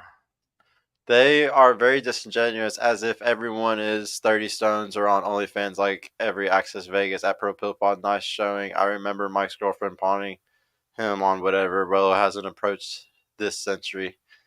He hasn't approached. Yeah, he doesn't have to cold approach if he's married. So, are they relating some of this? Even are they relating red pill facts and figures and things like that? Yes, but they're also saying, well, can you believe what happened to Kiki Palmer today? Can you believe what happened with? They want Margot Robbie to be Barbie. Yeah, Dr. Matt, he came in. This isn't a conversation at this point. It's becoming a lecture. Yeah, it felt like that. That's like red meat for those guys. Rather than it's like sizzle and steak. That's all sizzle. There's no fucking steak there. So the problem that I see right now with most quote unquote red pill influencers is that it's all sizzle and no fucking steak. They know how to provoke. They know the questions to ask. They know the topics to get on. This New Horizon, his mod. Rollo runs a pod class. He has info. He doesn't make prescriptions. He does, man. As soon as you start supporting anything, or as soon as you fucking like, we're not all Spock, man. It's very easy to accidentally say a prescription every fucking 5 minutes as just being a human. Because it's just, you're going to naturally say things that are prescriptions. It's okay, man. It's all right. We can admit we're human, guys. It's no big deal. We're not all Spock. want to know why Pearl is the female Andrew Tate? Is because she quotes stats that we come up with all the time and misquotes them, and then you get like somebody like Piers Morgan brings on some rabid feminist to call her on a point that she's unable to defend. She has no idea how to do it because she's not about it. She's an entertainer. She's not a red pill. Yeah. So when we're talking about the overall the difference between say red pill theory and game as a practice, those are two different things. And the problem is that people try to take red pill theory, or they try to take the empirical side of red pill and turn it into a fucking game show. They try to make it more Povich. They try to take the most aggravating parts of that. And by the way, there are some very positive aspects and very flattering aspects of female nature. This great book I'm reading right now is called Positive Evolutionary Psychology.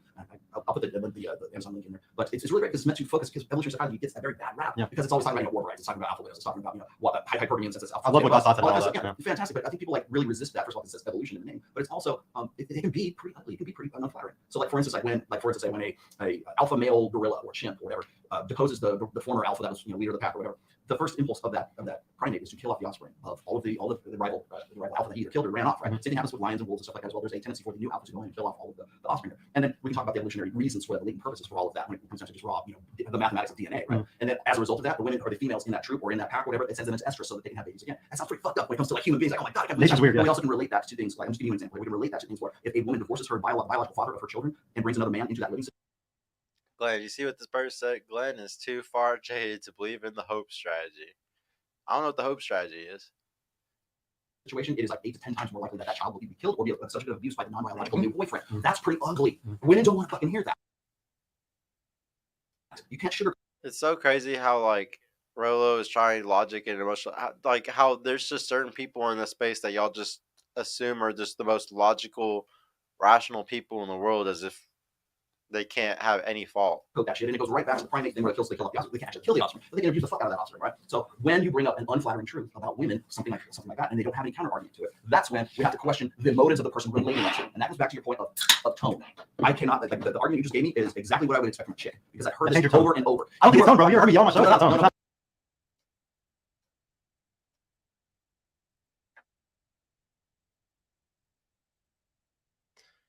Bro, for reals though, I hear your arguments, but they are based on emotionalism. And anytime you bring an emotional argument to a logical argument, you get nowhere. Glenn, what is emotional? This is very simple. What is emotional? Like, what about my first steel man? That red pill is for men and women. What's emotional about that, bro? Who got emotional? Rollo got emotional. He went on a whole fucking tirade, had to fucking talk all this stuff about how he's never gonna talk about it for women. It's very simple. It's very simple. It's a fact. It's actually a fact. It's a steel man, Glenn. That red pill, because it is just facts. It's just a tool belt. It's for men and women. That's all my point was. And then he went on a whole fucking rant about how I'm never gonna say it's for women. I'm never gonna talk about it's for women. No, I don't need to be forced to do that. What, bro? I was just saying, like, that was a weird explanation of just the fact that red pill is for men and women. That the facts of reality are just for men and women. Okay, and then what's the next deal? And then bring up one of my other ones. Like what was the last one that was just talked about? I'm trying to remember what the last one was about. Please show me which one. Please just type in the chat right now, Glenn, which one of my arguments was an emotional one. And let's see, like, was I talking emotionally? Yes. But, like, which one of my arguments is emotional? Wait, the question is, why can't it just be for men? The question is, why can't it just be for men? That's not what my question was. I asked, is red pill for men, like, is red pill for men and women? But like, why do you, so are you saying that it's just for men? Are you saying that it should be just for men? I'm confused now. The question is, why can't it just be for men? Like, as if it's a club? Like, why doesn't it be gatekept? Because that's goofy. Do you think information should be gatekept from people? That doesn't make sense. Are we supposed to like have a red pill book and like put a lock on it and say only men can have this, or else it's gonna fucking make women get an advantage? Like women are already winning the game. These bitches like need a handicap, bro. Like they literally need a handicap because they're fucking they're fucking women, bro. Like they're weaker. Like we got to give them a handicap. James Bond, emotional blue pill and beta are just leftist tactics used as negation. Rollo can't say that he has books to sell. Yeah, you're right. Glenn is such a homer. I don't get this if that's a reference to something. Original thoughts without Rollo's opinions would be nice. I mean, he's standing up for. I mean, he's a producer, bro. He's got to stand up for him. And I want to know. I really want to know where I was emotional. Like I know I was acting emotional, but I want to know which one of my steelmans was an emotional steel. Like that's not like a steelman. Like please, Glenn, tell me which one of my steelmans isn't real, and I will debate you on that actual steelman all day long. I didn't come to this table not being prepared. I was very prepared. I know which points I know are really fucking facts and which ones aren't facts. That's your thing. Is like you can say it in a different way. You can make it say it more in a powerful. You can riz it, bro. I'm telling you, Let's go back to the beginning. but you can't riz it. You That's can't. the problem. The point is, no one is. Remember, like I'm trying to think of the best way to say it. And even Rollo said right here, like, you can't riz it. No, you definitely can say shit to women that make them fucking like you more. Like, if you're a fucking dork and you talk like this and you're a nerd and like you need to do this and this, ladies, and if you do this, then you're gonna have this happen. But no, if you literally talk like a fucking man and you say this shit, they're like, oh my God, a man's never talked to me like this before. This is fucking amazing. All these beta fucking dudes around me, and this one dude's fucking talking to me like he doesn't give a fuck. They fucking love that shit, man. It's really not. Oh, make sure my mic's still plugged in. It's really not that hard to say it with some riz. King, every now and then you'll hear women adapting using RP and getting married. Yeah, we see it. I am saying I teach my son things he needs to know. I teach my daughter what she needs to know. Yeah, and that's all I'm saying. So we're gonna teach the women too.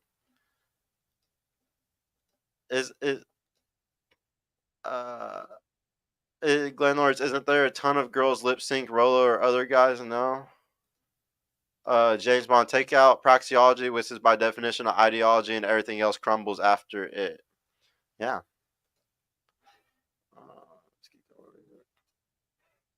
Maybe if you're hearing this, don't listen. A lot of the girls in the first, especially the first show, I was seeing on camera. Okay, I know their lives intimately, and no one was nicer and more political about the shit than me. I was getting made fun of all the time, but in exchange for that, we knew truths about these girls that Myron and Fresh don't know about those girls. Like girls will say body count, and actually, no, I know all of your boyfriends. Yes. I know you're. So for me, it was a little bit more scientific when we would have these discussions. And even with that, they don't change behavior. They can't. You're telling a vampire, hey, listen, the problems I agree. They want to play the game and not be told that they are playing the game. It goes back to the observer effect, which is observing the process changes the process. If I go, like you said, if I go and say, okay, ladies, here's the red pill. I'm writing a book or whatever it is. Here's the ladies' red pill content. The very act that I'm handing them the book is observing the process. And there's two things. Because the thing we say, they keep saying red pill. You can't teach the deer how to catch the deer. You can't ask the deer how to catch the deer. And you're not even trying to do that. You're trying to legitimately help them. And there's only one thing I say to women to help them. That's it. If a man wants to marry you, he actually marry you. If the man wants to have sex with you, the man is not having sex with you. It's because he doesn't want to have sex with you. We're very simple, right? If you just pay attention. And Mike's very right here. Like he's very right. He's given a lot of advice. I can tell he's given a ton of advice to his women friends because he's very correct on what he just said right here. Man's actions. That's it. If he has a daughter, if I had a daughter, and I was like talking to my daughter was like, no, the best coach for them is a fucking fitness coach. Well, he says we're gonna get married, but it's been like 2 years. I'd be like, then take all the words out and then tell me what happened. It's like, we've been going out 2 years and he hasn't asked me to marry. Got it. That's the truth. That's the only thing that you can really tell women with men because her physical attractiveness, a dating coach for a woman is called a personal trainer. Sorry, I know that's really sexy. That's the truth. That's true. Like when you see the women on my show that are attractive, they're not attractive because they understand evolutionary psychology. Just like the men who I've seen. The reason why I got really good with women was not because I followed pickup artists. It was because I lived in Atlanta in 07 and watched these male whores, these fucking, oh my God, these dudes that were club promoters. And they were just like tearing through women. I was like, okay, what are they doing versus what are the pickup artists saying? And I watched, and that's why I got the female friend there. It was completely from watching club promoters and guys who managed strip clubs. Getting this coalition, it's almost like George Bush invading Iraq, getting a coalition of the willing, getting a coalition of women on my side everywhere I went. I learned that from club promoters, right? The point I'm trying to make is then me explaining to him, it does nothing. It does nothing, bro. And like you want to say Kylie Myers is one of my best friends, and she asked me about the red pill shit, but in the end, when it comes down to it, she still believes in soulmates and true love and like all this stuff. It's like, it never really works. And then the best example of all, maybe I don't mean to pick on you, but my girlfriend saying that guys who are around a lot of girls look gay, and she's dating me. It's just like it's just saying something about it. Dissonance is so thick. It's so ridiculous. Median is the message. Is what it is. So like again, getting back to the tone thing, I have women tell me this all the time. This would be such great. This is great information, and more women would really accept this and read this and acknowledge this and internalize this if you changed your tone. If you didn't present it in such a way. In fact, I even had way back when Chris Williamson had his like 500 subscriber party or his Q&A. Somebody was asking if you. Milton Bates, man, you're wrong. He said Sartain is just a salesman. His game is to leverage social status by being that promoter nightclub guy that 304 is clinging to, and they're in zero genuine desire for that man. Nah, you could definitely get genuine desire using pre-selection, bro. Like I wouldn't sit there and talk shit about the way that he does things at all. Now, is it mostly based off of him being a promoter in the nightclub and stuff, and like him being able to like leverage the relationships he built through that? Yeah, but you definitely will still get genuine desire that way, man. Like I like, and especially with the younger woman that he's with. Now, if he chose those 30-year-olds and shit that he's friends with, I don't think he would get genuine desire the same. Like it wouldn't be all the way there. Like it would be genuine desire, but like sparingly, because these bitches have too much validation once they're older, and it's hard for them to get devotion like once they're older. But the younger woman, like he has, man, he definitely has it.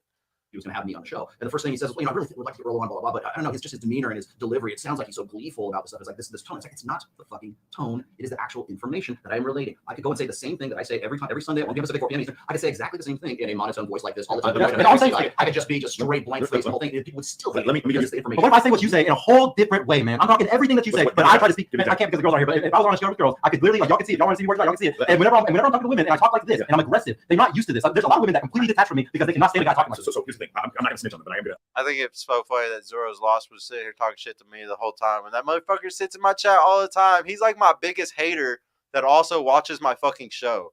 Like, what the fuck, Zoro? Like, I know you're not watching right now, but if you watch the repeat, what the fuck, bro? Like, why are you like my biggest hater, but you also fucking watch my shit and like me? It's so weird. I'm gonna look when Sneeko and Myron and Fresh and Zerka, when they get off the show, it doesn't matter how mean they are to the girls. Bro, we go to eat sushi afterwards, and I see women. So I'm not telling them, but I see women so attracted to Myron afterwards. Yeah. They are so. That's what I'm agreeing with. The ones that I got one story. I'm not saying Myron does. I'm not saying Myron does or doesn't do anything with them. I'm telling you, I have seen women. Myron has been like just dog cussed them, and afterwards they are following Myron around like a puppy dog. That's what I'm saying. They talk mean and they like it. But I've seen Fresh before, like literally just dogging a girl, and then afterwards the girl's just following him out of there. And then Zerka, holy shit, he'll call them you fucking whores, bro. They're whores. All of you are. You seen the video? You seen the video where he's like, he goes, you know what? I understand what you're saying. I'll fuck you later. And then have you seen the video? And then he fucks her, and she's in the bed with him. Like, it's in the same video. He like that night he fucks her. It's like so crazy. So here's the thing, right? Those guys, they're way more vile than me, right? And they get the girls. I'm gonna tell you right now. I remember watching. I was like afterwards, Myron was just like, oh, this one chick. Hombre House, my boy Hector. Even Michael is admitting that dominance is an attractive trait. It might come off as aggressive, abrasive, but ultimately it's attractive to females. And yeah, that's all I was saying. Is just if you say it from a dominant point of view, man, these bitches fucking get in line. The whole time after I saw that girl, I was 100% sure. No matter did, but if he had wanted to, that girl would have gone home. That's all I'm trying to prove right now. Yeah. Is that there is like Red Pill does. And Milton Bates said it too. The meaner you treat them, the more they love you for it. Yeah, like just treat them like shit, man. Like you see it with Myron. Like there's examples of this shit working. You just have to be that guy. You can't be a fucking bitch while you're saying it. Or you can't be a fucking brokey while saying this shit, or else yeah, you're gonna get judged for it. It is attractive to women sometimes. I'm not saying it's always a gamma. It is gamma when most men say it. They're saying it from a gamma perspective. But when some guys say it, like a guy with a lot of experience with women, or he's really good at talking, it's a completely different game. Like you can really teach the women that because they respect you. It's all about respect. If they respect the guy. And I do a lot of tactics, manipulation tactics on my show to make sure they really like me. Yeah, and like it's respect. Like I say right here, like I manipulate the fuck out of these bitches so they listen to me. Call them beautiful multiple times, even if they're fat and ugly bitches. At the very beginning, I'll say I got beautiful panel ladies. There is a way to do that, but I do that for the guys. I don't care about. You remember that one, that large African American woman, very large, saying I'm a 10. Yeah, I'm a 10. I'm on IMDb, and I was like, and I looked at her and I was like. King, you're right. You can be red pilled in multiple categories, bro. It's not just fucking intersexual dynamics. You know, we can't do that. I can't go up to Luke. Hey, Glenn, you said right here, manipulation is a female trait. That's crazy because why do men manipulate? I would argue sometimes the most at the highest end. Like the guys that are the most intelligent, the alphas, the guys at the top are sometimes the biggest manipulators, man. So like, yeah, I agree with you. Manipulation is a female trait. But I mean, Sterling Cooper has talked about this before. Like every woman is getting manipulated into love or into sex or whatever. Like love is manipulation. I talk about this sometimes. Love is manipulation. Okay, so if you're using manipulation to make somebody love you, but that's better than them ending up with a fucking bottom 30%er guy that's literally manipulating them to ruin their life, then you're actually a better person because you're at least manipulating them to save their fucking life. Luke, I'm a millionaire. Like I'm playing small forward for the Mavs tonight. They would kick me out. I can't just say I feel like my body fat percentage is 12. Yeah, just like do you see this energy that I have? I have a good vibe, so I'm gonna play goalie for the Stars tonight. Like it doesn't work like that. Oh, $5 from I've never seen you before. Thank you, bro. Sig Seg V. Dudes will read the red pill for 1 week, then start acting like kids, calling you beta because you said something like "I like small breasts and LTRs." It's absurd. That's actually a really good point, bro. You'll get called beta really fast for just saying I don't even like small breasts. Like I like my girls like nice natural boobies. Like they're not even small. Like they're like pretty good. But I like LTRs too. And it's like, oh yeah, dude, you're instantly fucking like rated off for the rest of your life for saying that shit. I don't manipulate. I give you a choice. Yeah, and hey, but no, I agree, bro. Like that's great. But let's be honest here, Glenn. These bitches like a vibe, man. And a vibe doesn't come from you being like, hello, ma'am, how are you doing today? I am like this, and I am this type of guy, and I'm doing great, and this is who I am, and I'm gonna, yeah, I like this about you, and all that, yeah. No, dude, it comes from you being like, oh, yeah, you know, like talking cool, like using Riz, like using manipulation, as you would say. But it's not manipulation, it's just you trying to be cool, man. It's just being cool. Like I wish I had a little soundboard for the noise. All right. I gotta copy you from what you got on Rollo's, man. Or I gotta definitely get the I I get older and they stay the same age. You know. That for us. And so that's what I said to her. Instead of saying what I really wanted to say, which is you are not attracted. You're not attracted to your own demographic. Man, this guy said white shirt boring as fuck. Man, I was trying to make it entertaining. Entertaining. How was I boring? You're not attracted to my demographic. You're not attracted to other women who are lesbians. You're just not physically attractive. No one is going to find you attractive. And you saying that you're 10 and bring up your IMDb as a code. I want to say that to her. I do. And I want to say it to her and be compassionate about it. But if I say that, bro, I'm getting destroyed. Yeah, I love it when people talk and they don't know me. He's using RP for his PUA channel. I don't do pickup. I hate pickup. Pickup is fucking gay. Like, I literally hate fucking pickup. Like, are you serious? People are so stupid. 20 other girls in there. But what if you even like, hey, like, just like how my girlfriend called her 10. Yeah, but like, yeah, I just really feel like that it's all about how you go out. Like, you can be very manipulative. Just like in the military, I'm pretty sure they do the same thing. You say nice things and then you tear them down after. Like, if you do that, you can teach these women some shit. You can literally like, I'm really against like all this gay people. And also, you know, like you said, don't manipulate, Glenn. Like, these bitches don't want to hear the truth. Like, they don't want to know the truth, bro. You have to be covert with them. Like, if you're just overt as fuck with a woman, they fucking hate you. Like, you have to be covert as fuck. You have to manipulate. Man, because at the end of the day, I proved my point. Well, not even y'all. It's just everybody in the community, and I'm not.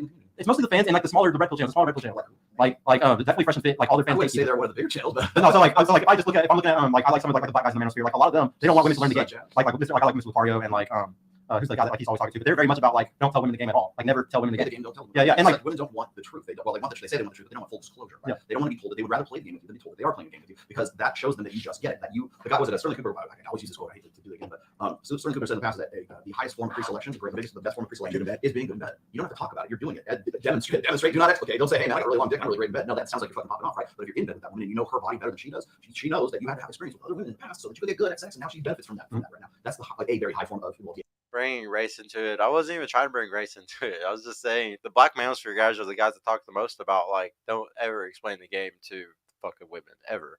But also like pre-selection, meaning that women have rewarded this guy with sex often enough that he's really good in bed, right? So those getting to that, but the problem is you can't explain that. Say I'm a real porn star. Oh, I'm really good in bed. Said lead women. Where does it say? Lead women covertly. Like no man has ever reasoned. Did you say that shit? No, so I have a big dick. No, big schlong. We gotta get him back here. But if he were to, like, that would never happen. Yeah. Because he's not going to tell the woman about, like, here's what I'm going to do to you. I got a list of all this stuff. And so what that is that's explaining rather than demonstrating. So, and that applies to a lot of different things. But the long and short of it is that no man has ever reasoned a woman into bed. Okay. Because so that's transaction. So no man has ever reasoned like saying, here's my resume of what I've done in the past, and you know my pedigree and my bona fides here. Hey, you guys, strip down. It's time to go fuck. Right. That doesn't happen. Even though, like, even logically, we think, you know, why would she want to get with a fucking John Circa of all people? He's a piece of shit. Why does she want to get with me? I make more money than him. I'm better looking than him. I come from a big family. I check out all the fucking lists. I like dogs. I like Disneyland. I like fucking rainbows. I like all this stuff. And he just goes in there, you know, does a lot of coke and Adderall and he talks shit, and he's fucking the chicks that I want to fuck. That. So what do we say? Those women must be damaged. There must be something very, very wrong with that. No, they're women who are responding to an opportunity to fuck a 6'5" John Circa, right? Because it's an opportunity. Hypergamy can't. And Glenn, I thought it was funny that you had said this too. Like the guy asked, "Do you think Sergio's going through savior syndrome?" Yeah, like you know, savior syndrome is just being codependent, bro. Do you realize, like, Dr. David Buss talks a lot about codependency? Like, it's a natural thing in humans to be codependent. It's actually a good jealousy is a good thing.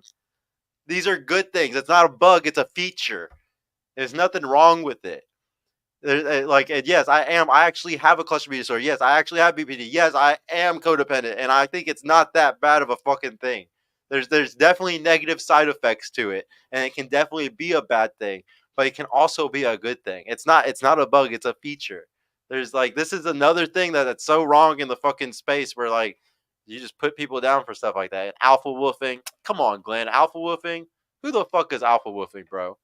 Miss that kind. I can't afford to miss that kind of opportunity. And so you're going to see that their behaviors are going to belie what their motivations are. So you can come down with the most rational list of all the reasons why you should, this woman should marry you.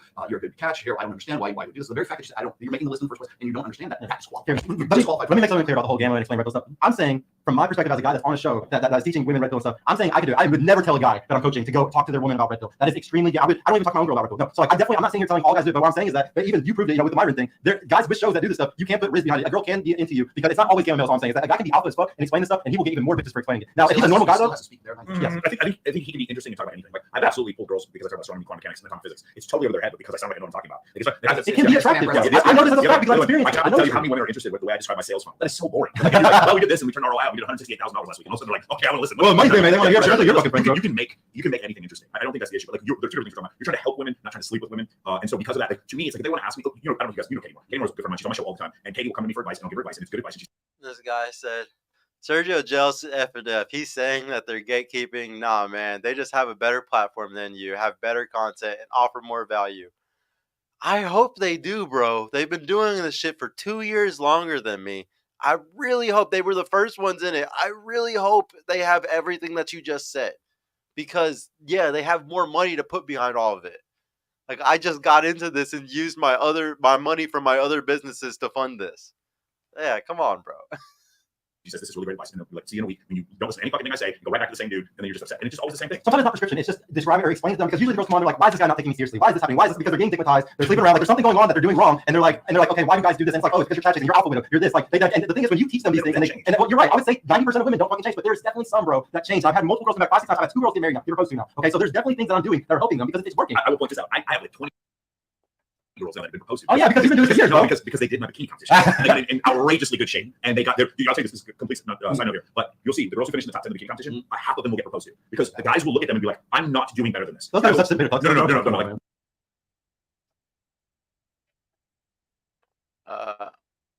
no. Well, Zerka makes females feel their emotions, which is one big reason why those girls like him. Not because he is 6 foot tall. Women crave an outlaw, which is the role Zerka plays. Very true, James Bond. I agree. Yeah, he's very good at that. That was the guy's name. Yeah, my bad. I didn't know his name was Alpha Wolfie. So you're saying I was. King, if you want to say red pill is more popular with men than women, that would be correct, since most women have an abundance of attention. They don't think they need the RP. Very true.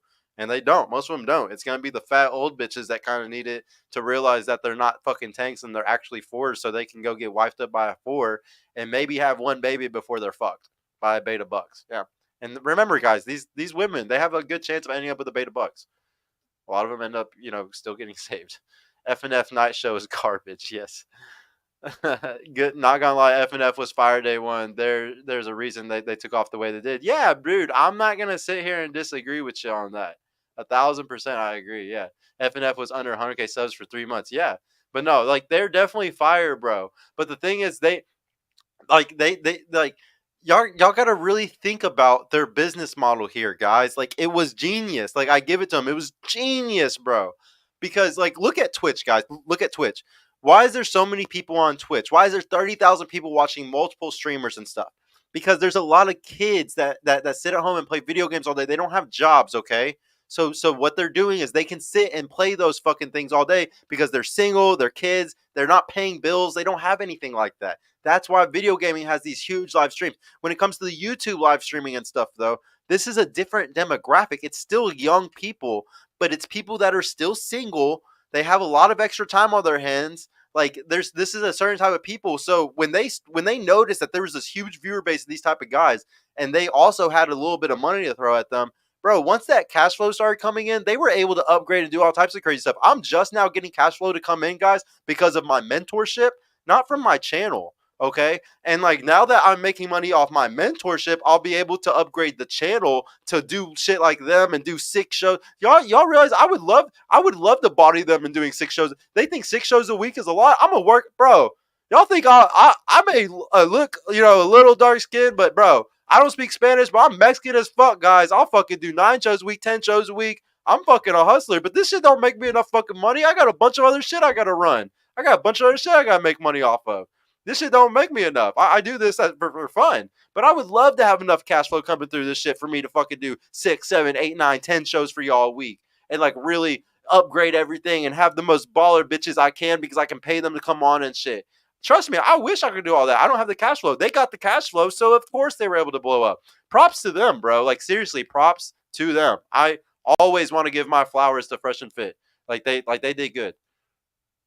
Any thoughts of bringing an average 5'8", makes 40,000 a year to see how the women on your panel would react? No other pods bring average men.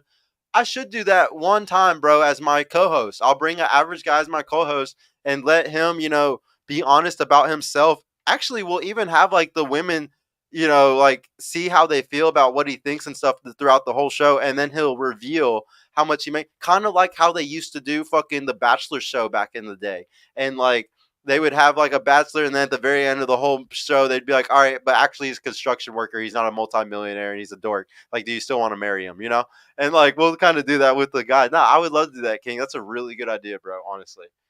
Yeah, let me get back to this. I'm going to go pee really quick, guys. No, but like, no, what? Because they're gonna be Dude, because any guy that I'm telling you, guys who choose those type of girls, I'm not saying you specifically because you have a choice of 100 different women. There's no way you can come swim to USA and tell me none of those girls are married. I don't, dude. I want a girl who wants validation. I don't want, bro, because I want her to only want my validation. The reason why your wife loves you so fucking much is I guarantee you she does not yearn for the validation of any other. At some point, she probably did. A long time ago, 27 years ago. Back in the day. That was, yeah, before 27 years ago. But the reason why your marriage is so good is because she pines for your validation. Okay, and I want to find a girl that is in the same situation. I know. Are you like frustrated because you need to find a good one? I've already found it, and I have a formula for any guy to find it. That's my whole Tell thing. me what your formula is. That's why it's the place. It's all about. It's all our game. It's where to go. Most guys have no outer fucking game. They don't know when, where, and how. And that's all it is. It's just going when and where, and that's it. Once again, I'm not gonna get on my secret. I'm gonna get out. Hey guys, I'm gonna have a test. Hold on. I'm gonna, guys, for mentorship. I'm gonna have a test soon for y'all. If y'all go through the whole test, you get my secret at the end of it. But yeah, I'm gonna have that soon for y'all.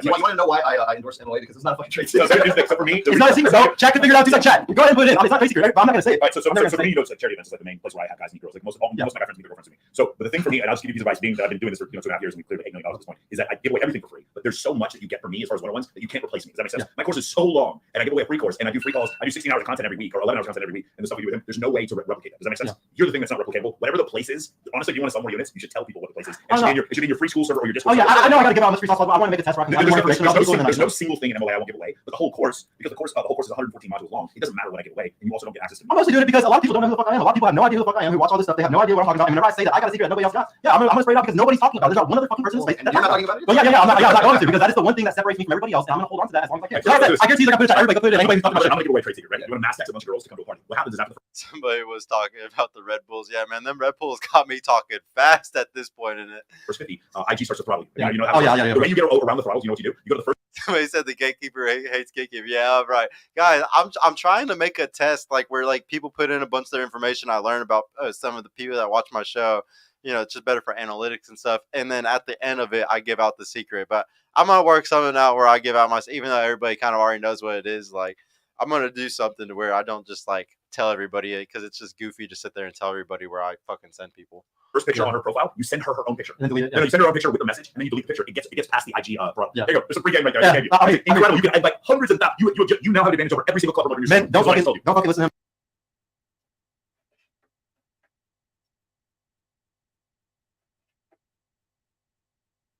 No, Glenn, I wasn't saying that y'all pay any of them. I know that once channels get to a certain size, like these women want to come on to just, especially girls like y'all's, because they want to promote their Instagrams and shit like that. But like, no, but like I just know that whatever has sometimes paid some girls, and it's not like they do it every time. But I'm just saying sometimes I could get some really bombshells and shit if I could throw $100 at them or something like that. I just never do that shit.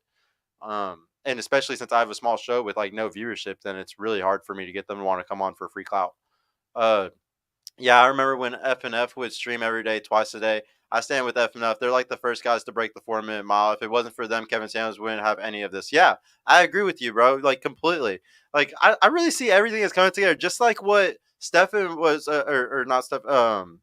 Graham was talking about at the start of this video when I first started this. Like high tides bring up all boats. Like we will all come up more if they want. Like I was trying to explain this to like Miguel, like shout out to Miguel at Dollar Cost Crypto. Like we were talking a bunch, and it's just like I originally got into this shit, guys, because I knew that I would be a good contrarian to people like Fresh and Fit.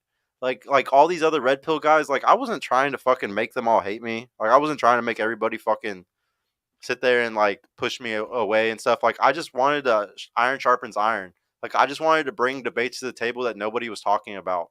Like Destiny brought some of the things to the table, and the only reason, like they're okay to debate him is because he has such a high viewership. It helps them out too, But yeah, I'm that little guy. I don't have anything. I haven't got up that big, but I wanted to get up that big so I could fucking iron sharpens iron, so I can hopefully make them better, and all men become better because of this type of shit. But I don't know. Not everybody has the same mentality towards it. Glenn, do you disinfect the seats afterwards?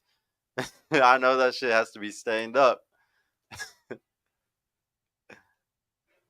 Don't mess with 1,000 girls. You're gonna hate your life afterwards. Go Go in real life and go talk to 1,000 girls, guys. Let me see if I can square this away. What? We haven't heard yet. We haven't heard yet a solid argument without like they said the statistics are facts. We haven't seen any facts yet. I got a good one actually for us. So what is the percentage of men that end up having kids? 40%. Hey, Are you sure? can you look at my super chats also? Yeah, I got $1 super chat. Okay, well, I just want to make sure. I got all 9 of them. I got 9 super Beautiful, beautiful. Historically, it's 40%. No, I'm not talking historically. I'm talking about right now. What is the percentage of men that have a child right now? The total percentage. Is it somewhere 60%? Something like that? 62, I think it is. Somewhere around there. We remember the 76% among women and men. Oh no, that's 49. I can tell you the percent, the ratio of women to men who reproduce. we need to More women reproduce than men. we need to look at that And MS study. 40% of men It's super family study. No, if you look at the actual numbers, it is 62%. The actual number for right now, this is, and I'm getting this from CDC. Yeah, okay, yeah, this is from CDC. It's 60%. So a majority of men have kids. Yeah, okay, so if a majority of men have kids today, we need to start focusing on giving prescriptions and giving out things to help them. They're going to help them become better fathers because most men, more than 50%, are going to probably have a kid of 62% right now. Okay, Sure, so what would that be? How would we help them? by actually focusing on building families, because we look at a lot of the red pill spaces, a lot of you shouldn't get married, you shouldn't get in relationships. So by The what would you improve? Here, I'll give you an About example. the family structure that would help men be better fathers. It's not about that part. I gotta take it back one step, okay? So it all goes back to just starting and just doing something. I'm not even saying what the prescriptions are, what we should be telling them. I'm just saying nobody's even doing So you this. basically want a pep rally for guys who are fathers who are out of the No. I want to give a pep rally for guys who want relationships. The reason why I name my show Purple Pod isn't because I want to be in the middle of red and blue. What's so funny, guys, if you watch like my hand movements and just everything about how I act, I look so fucking ADHD, especially on caffeine. I look like I need to fucking take Adderall just to calm down or some shit, man. If y'all saw me on Adderall, I'd actually be calm as fuck. Because I really love AMS. And AMS talks about, I know, weird, huh? Yeah, I love AMS. And the reason AMS always talks about purple pill. If you type in purple pill AMS, he has tons of videos talking about how to be good in a relationship. You know, because he calls purple pill a red pill person that is in a relationship. So my whole point of my show is, see, and then like Rollo like makes that face and like he doesn't like that I said that, and like this is what I felt. A lot of people hate me because my name is Purple Pill, and it's like if y'all would understand, I'm just taking AMS's side on that, and that I just think Purple Pill is just being red pilled in a relationship. We would all be good, but everybody wants to define me as Mr. in the middle. women, y'all need to get in relationships. Men, we need to get in relationships because if we get in relationships, we can beat powers that be because they want us single. If we're all the algorithms, What are the powers that be? just the 1%. Even I would even consider people like Fresh and Fit want us single because they're going to make more money the more men are single. We say that fresh bit of 1%. I'm saying any guy, yeah, are they top 1% incomes? Does it matter if it's income? Yes, I'm just saying saying that the powers that be want us to be single, but like, I'm not Nick Fuentes, man. So is it in like economics? Look, let me explain to you. I'm not Nick Fuentes, man. When I say 1%, I'm not just talking about like the Jews or anything. I'm saying just the top 1% of people who make the most money. Okay, greed is the same across all boards. I just see it all as greed. And the bottom line is there's way more money made off people being single than getting into a relationship. Because when you get in a relationship, you're putting more money in your 401k or IRA. You're going to buy a house. You're going to put most of your money into these things that are focused on your future because you're going to have kids and generational wealth. Single people spend in the moment. They live in the moment. They go and do stuff that's going to make, especially single women. They're going to realize that statistically speaking, homosexuals have more disposable income than couples who have children. Yeah, but they spend more money and they put back into that's a straw man. That's a straw man, bro. I'm not This guy is just jealous as fuck. What am I jealous about, bro? about that. Like we're talking about something else. And what I'm saying is that like this is what I'm talking about. Like if guys get in relationships, if we all get in relationships, men and women get in relationships, they make less money. When I say they, just the richest people, just the top 1%, because there's more money being made off keeping us separate than there is than there's us being together. So if I teach everybody to get into relationships and actually how to be good in a relationship, we can beat the powers that be. We can beat pushback. But yes, here's more to the point. Whenever I'm listening to somebody say like Ben Shapiro just this morning, as a matter of fact, we're saying like men need to man up and be the best version of themselves because we need more men not to be more suitable husbands, better eligible bachelors for women. So essentially, what Ben Shapiro was saying and still has, and many other try to say, is that we need to be the best versions of ourselves because we need to solve women's problems. No, we the problems that they're suffering from right now is that they cannot find suitable mate. Destiny is different. FNF just doesn't respect anyone who's copying their formula. You should watch their pod with the coffee guys or something like that. They explain how he feels like y'all are enemies. Yeah, Ramon, I literally watched the like that whole podcast, and I literally at the very beginning of this podcast, I actually showed the clip where they were talking about competition. At the very beginning of my show today, I showed it and talked about it a bunch. But yeah, no, I totally get it. It's because they're extremely competitive. But what Graham said was a very good point. What Graham said was that he literally said, you know, with high tides, all boats rise, and that is the truth, bro. Like what they're doing, like they think it's helping them, but they're really hurting themselves. Like they're hurting the whole space. If they really wanted to fucking help men, then they would uplift all fucking things that are all red pill channels and everybody else that's all doing this. But the fact that they're so competitive, like it shows that they're actually really scared. Like you wouldn't be scared if you were actually fucking better than everybody else. You wouldn't be scared of competition at all. Like it actually goes to show that they're very fucking scared of competition. And I actually hit up Graham and I told him if he wanted to invest in something that is exactly what he was talking about, I am here and I would love for him to be a part of what I'm doing. James Bond, Ray, enemies are needed. Otherwise, the leader has nothing to protect. It's part of the status mining game of subs views. And y'all don't understand how much is being paid for. Like, how many guys pay for views, how many guys pay for all types of things to just look like they're the top dog. And then also to put people down. Y'all know how often there's people in my chats pushing me down, or there's fucking comments every day on my thing. Like, it looks like bots are fucking constantly attacking me, man. And I wouldn't be surprised if they paid somebody to relentlessly, constantly attack my channel and make me look way worse, because that would make them do better at the end, right? James Bond, that's why you even see manufactured enemies many times. Yeah, no, and I was actually trying to help them be, you know, not a manufactured enemy, but just a good contrarian for fucking debates. One of the reasons why I started. And the problem that they will never really address is the fact that women have become the men that they want to marry, right? And so the only guys that they want to marry, who they want to settle down with, that they want to have families with, are the guys who are elite men, guys who are above average. As you probably heard, average women don't want to go with average men because they don't have to. They don't have to do that anymore. So you could say it's the corporate elites or whatever else. Again, no one ever wants to tell me. Oh yeah, Sergio's peddling the build a better beta fallacy. Actually, no. If you watch my show, I tell bitches to keep their fucking legs closed. Goofy. Who those people are, and I don't mean the Jews or anything. Okay, but most Jewish people are not in the top 1%. This guy Sergio is too positive about marriage that he missed the chapters talking about how it's almost suicide for guys. Never preached marriage on my channel. Goofy. So many goofies. That's a good point. There are only 14 million Jews on the planet. The thing is we get split. The question is, how are you going to make it better? But it doesn't stop women from divorcing. So what's your solution? Is there marriage reform? Like, are you pushing for marriage reform? No, I'm pushing for equal rights and child support. No, it's just making people better in general. If people get better about, you understand? Everybody that's stuck single, bro, they're stuck single because they fucking suck. Okay, the reason why people are stuck single is because they suck. Their inner game is fucked up. How does marriage fix problems? I'm not saying that marriage. I don't push marriage. You know that. I do not push marriage on anybody. I push relationships. I do not push marriage. I do not push anybody into getting married. Okay, I've never have said that on my fucking There's show. a lot of great single guys out there. They're not in the home. And Rollo, you pull the statistics out. The best father about single black guys. Yeah, that's well, so that's the whole thing. That's why he's getting some marriage years. And I've done the shows actually with Myron on this. Is the idea that marriage is like a marriage contract, marriage certificate is the litmus test for whether you or not there's an involved father in the household is a 20th century ideal, right? It's like that's the only way that we measure. So when we say like children are fatherless or whatever, it's not saying they're fatherless. They still have fathers. They might have involved fathers, but it means that the father is not married to the wife or to the mother of the child, right? So therefore, we say, well, there's the trouble in the United States is that it's fatherlessness. No, it's not. There are like more than ever, especially in the black communities. You'll see more and more involvement on the part of black fathers right now, statistically speaking, like at higher than any other time in history right now. It's just that those men are not married to the mothers of those children. No, I agree with you, Ramon. I don't think so. I think it's becoming a saturated market, to be honest. Only the best people deserve to be here. People who actually don't know what the fuck they're doing shouldn't be teaching men. I completely agree with you. So, like, I'll give you an example, bro. I went and I'm reading all the books that fucking everybody talks about in the Evo Psych area, like Rollo talks about, like all the books that taught him a lot of stuff. I'm doing all that stuff. I'm trying to be the best at that. I also read dating books for women, like Seven Speaks and stuff, so I can give the best advice for women too sometimes, other than just red pill stuff. And I do all that because I don't want to be like whatever that is just literally copying a bunch of shit and just doing like the same shit over on the fucking West Coast. I don't want to fucking be like Pearl, who says like she's only there for entertainment and like she's getting all these views and she's just putting women down, but mostly just entertainment and from like a woman's point of view. I don't want to be like Access Vegas, where it's literally like the exact same things. Like they're not trying to do anything different. Like it's just bring hot women on and we're going to get clicks for having these hot women. And we're going to talk about the same Evo Psych stuff. Bro, I want my shit to be a pod class. Like I want these girls to come and learn this shit. Like I want them to really learn it. And I have them come back multiple times sometimes. I've had some girls come back 6-7 times, man. And like I don't want it to be like Fresh and Fit where they come back multiple times, but it's because they're just trying to get more views off them bitches and like try to kick them out more or something like that. It's like I'm trying to bring them on so they learn it. Like I think that would be like a good opposite to Fresh and Fit. Like they're teaching men and they like go super crazy with women, like whatever, and then I'm trying to be super calm with, or more calm with them and more making sure the women learn it. Like yeah, it's great if guys want to learn it too that are watching, but I'm really teaching it to women on here. And like I would bring guys on to teach guys it, but guys are dangerous, bro. Like red pilling a guy can fucking be dangerous. Like you know, like having guys in the studio. Myron talks about this all the time. It's dangerous to have guys in the studio. So it's just like, but I'm trying, man. Like I really try to be above everybody else by reading all the actual Evo Psych books, trying to keep up with Rollo even and that type of stuff. I'm really trying to separate myself, man. I don't want to be like the other ones because I agree with you so much. I really do. King of there's 331 million people in the U.S. FNS has 1.5 million stars. That's less than 1%. They don't know why they're worried about competition.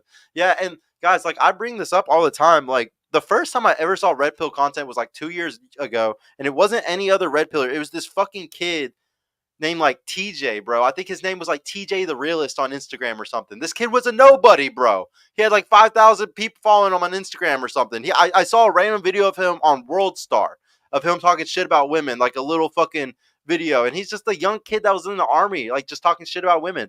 And I was like, oh, that's cool. And I watched a lot of his content. I was DMing a bunch. Like that was the first guy that introduced me to like talking shit about like women, intersexual dynamic. I've never had trouble dating guys, so I never sat there and Googled shit online or found the space that way. So it's like, y'all don't understand. I do this channel because there's a lot of people that are going to see my channel, and it's going to be the first time they ever see anything like this stuff. Like it's going to be the first time they're ever introduced to intersexual dynamic debate stuff. And that's why, like, I don't mind doing it and being small. Like, I know that I'm going to find people, just like how that TJ, the Realist guy, he was the first person that introduced me to this type of stuff. Like, sometimes, like, that's why it's okay to start a channel or start a fitness thing or something. You never know that you can affect somebody that's just then ready to jump in and see that type of stuff. Raymond Funk, I'm not saying you are, and to be honest, you're better than Fresh and Brian from whatever. No shade. I'm just keeping it. Yeah, dude, Raymond, I wasn't taking it bad at all, bro. I really appreciate you, man, for sure. Raymond Funk again. King Leo, that's a horrible example. Just because there's that many people doesn't mean that's done. Look up campaign strategies. Yeah. Well, if you include world population, a lot more. Yeah. Let me start this again.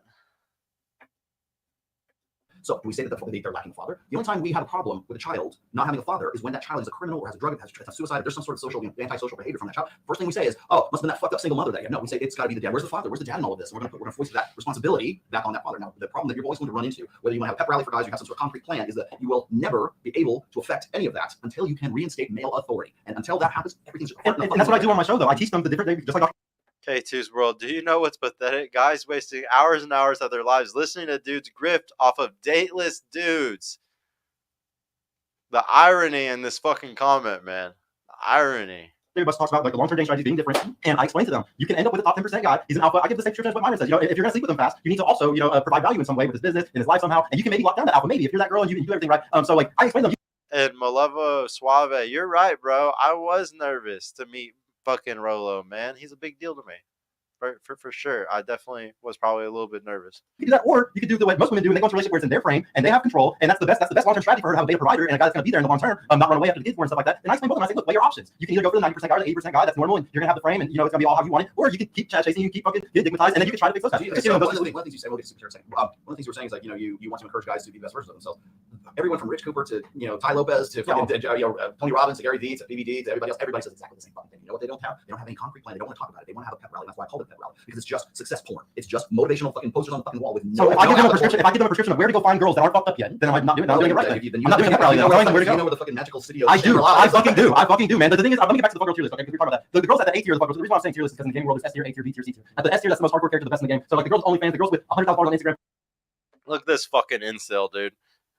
Jason Alexander, but you also want to red pill women. Women already have the advantage. If you give women game also, you're making the playing field even worse. Oh my god, this is pathetic, bro. They're women, bro. We're men. We're better than them. What the fuck is y'all's problem? Give them a handicap. God damn. We're better. This is a pathetic mentality. The girls that you know, just get so much validation, they're at the top of the fuck girl tier list. Okay, and in my opinion, I would never fuck with those girls on a relationship. That's me personally. That's why I teach you. Under that, like say, so like A tier. About three of them at the same time. Okay, right, yeah, that's okay for just sex. It's always okay for just sex. Always okay for just sex. No, I'm about to explain. I got. Jason Alexander said the reason the red pill in game is there for men is so men can catch up to women. You losers, man, catch up the best y'all can, bro. Like, yes, I do want y'all to catch up the best you can, but most of y'all are gonna fall short because you're just statistically disadvantaged. I'm sorry. Genetic lottery lost it a long time ago for you. I can explain the whole thing. So S tier would say strippers, okay, or A tier would be strippers, okay. We never want to take one of those girls. Too much validation, too much money coming in. What do you want to do? Okay, right under that, bottle girls at a club. Bottle girls that are right. Yes, no, I'm talking about. Look, Sack Dan, I want Sergio to go on FNF and keep this same energy with Myron in a debate. Y'all think I'm fucking scared of Myron, like, getting so fucking triggered? He's just gonna, like, get mad at the tone of my voice, guys, of how I talk on his show, and he's just gonna stand up and just knock the shit out of me? Like, it's just so goofy how some of y'all think on the internet sometimes. Take serious, and you might be a wife one day. Like you're a girl that I actually want to lock down and be in a relationship with for a long period of time. Okay, all right. Because I'll fuck all these girls, bro. I'll fuck all of them. I would never be in a relationship with one. But so like, and then right at the bottom of the tier list is the C tier, and all these girls, the S tier, the A tier, and the B tier, they all started somewhere. Almost all of them, I would say majority, 50, 60, 70% of them usually start at a certain place. And if everybody uses their fucking critical thinking, they'll figure out in 2 seconds. They usually have a job they start out where they first get to show off their beauty, and where they first get to get that type of validation, and you can get that girl right when she's out of her first relationship. At the Matrix, Rollo, anyone who doesn't agree with him, Corey Wayne, anyone, RP, Pearly Things, modern women as a whole, all enemies of the tribe they repeatedly mention and make wrong bad. Eventually you'll break through, my boy. Read the book Tipping Point by Malcolm Gladwell. I don't have that one in my wish list, bro. Let me text it so I can remember it. Tipping Point. Malcolm Gladwell. Thank you, bro. I will check that out. Fun fact, Rollo's arms were 3 times smaller 2 years ago.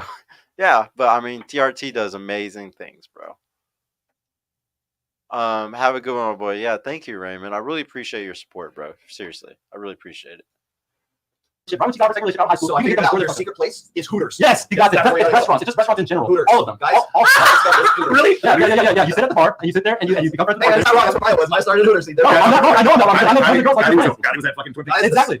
See, they're even about to admit that I'm right about multiple of these things, and they're gonna name off a bunch of girls that they probably met or dated, or they know that's really high, and they started at a fucking restaurant. Exactly. And you can get them before they get fucked up. You can meet them and you can get them before they end up going through Magic City of El Dorado? Hooters. Bro, it is. And you know how many guys sit there and waste their time going on dating apps and going to clubs and getting these girls once they're 25 plus and they've been ran through? That's so ignorant, man. Everybody can have one of these girls. Hooters is a nursery school for strippers. All right, let me do some chats right quick, and I'll bring the gallery back in a second. Hilarious.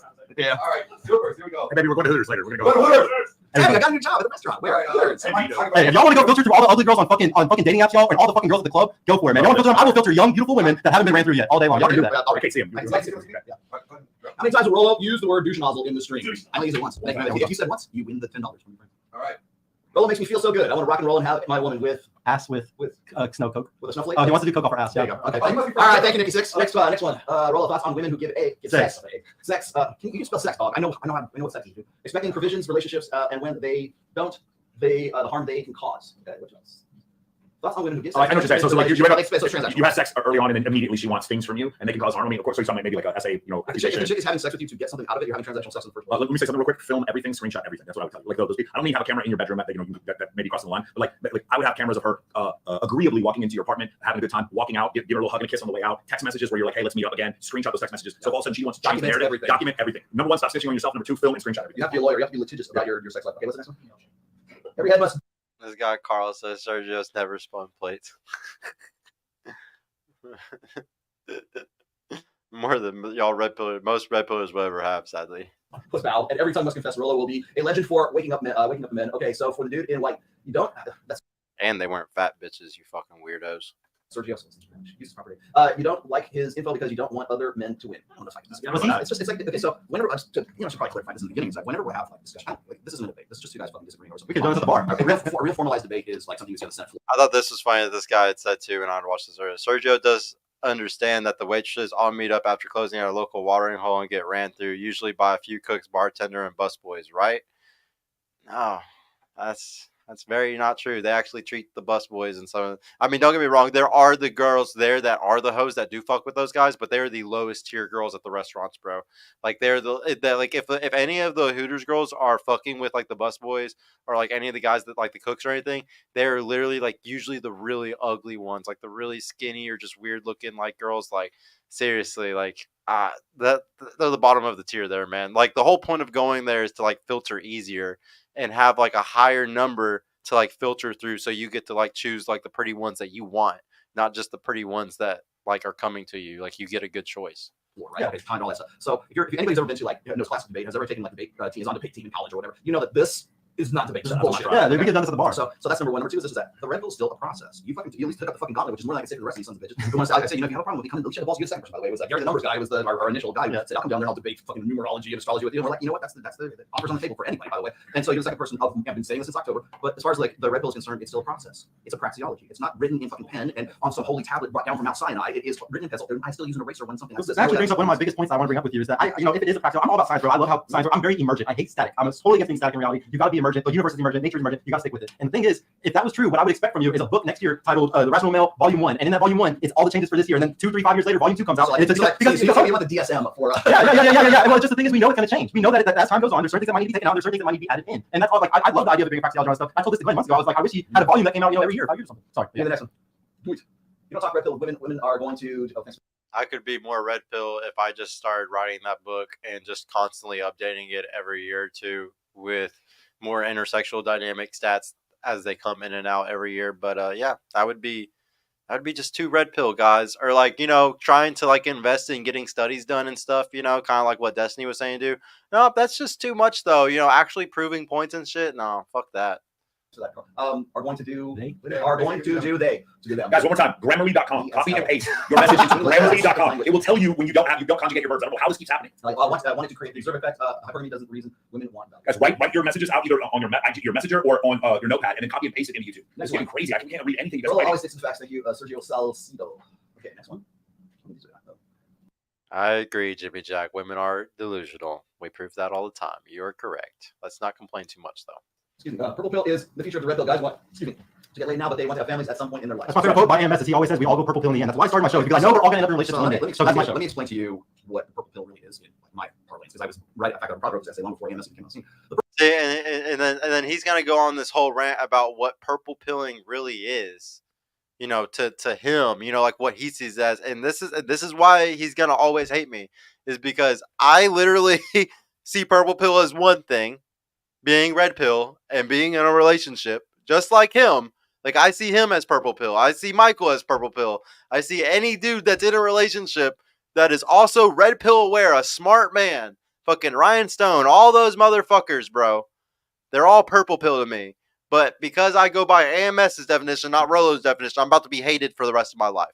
Sad. Purple pill is always this combination of a guy who became red pill aware. He's like, you know what? Rollo's right. Fucking I can't believe this. He went through the stages of unplugging. He becomes red pill aware. He puts the red pill lens on. And he can't take the fucking lens off. But the problem is that guy still subscribes to all of his blue pill hopes and dreams and ideals that he still thinks he can get with red pill awareness. And the problem with that is he's not quite entirely become red pill per se and living in a red pill paradigm. He still understands this stuff. And I'll see this, by the way, in a lot of religious guys. They'll want to pick and pull parts of the red pill. Yeah, it's a religious that fits with their convictions, because they're still trying to apply all this new data to old ideals and old goals that were based on the same bullshit that they are now emancipated from. And yet they're still trying to go back and get the ideals that were sold to them while they were still sort of stuck in the matrix, stuck in the blue pill, right? And that's when we call them purple pill. So would you consider me red or purple? I don't know enough about you to really say one way or the other. But I will say this: a person. Because Torsia said I'm one of the most red pill people. Even Torsia said that I was. You're purple as fuck. I'm red. I got more of a red pill life than most of these fucking guys in this chat, bro. Hands down. I got one of the most red pill relationships that most people could ever have. Like a very specific girl, young, beautiful, young. Would Tori be at that high level, or should be the stripper level?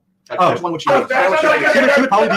She's a quality one, but she kind of like looks like that. Because of her followers, it's not looks. It's a validation, bro. It's the amount of validation that comes in. So she has like, I think she has like 20-something followers. She would probably be like a B or A tier to me, because there's a lot of women that like have that thing too. Shout out to Torsia's resting place. Yeah, it's just validation. I'm not trying to fight for validation. Okay, well, either way, what I would say is this. Well, first of all, I would not use Tori Grow as a benchmark for any of this, but the idea of the guy who's still stuck in his blue pill hopes and dreams, and now he thinks he has this new like data set, or has this new information. He's gonna go, you know what? Rather than just abandon all that bullshit, I'm gonna go back to. I'm gonna put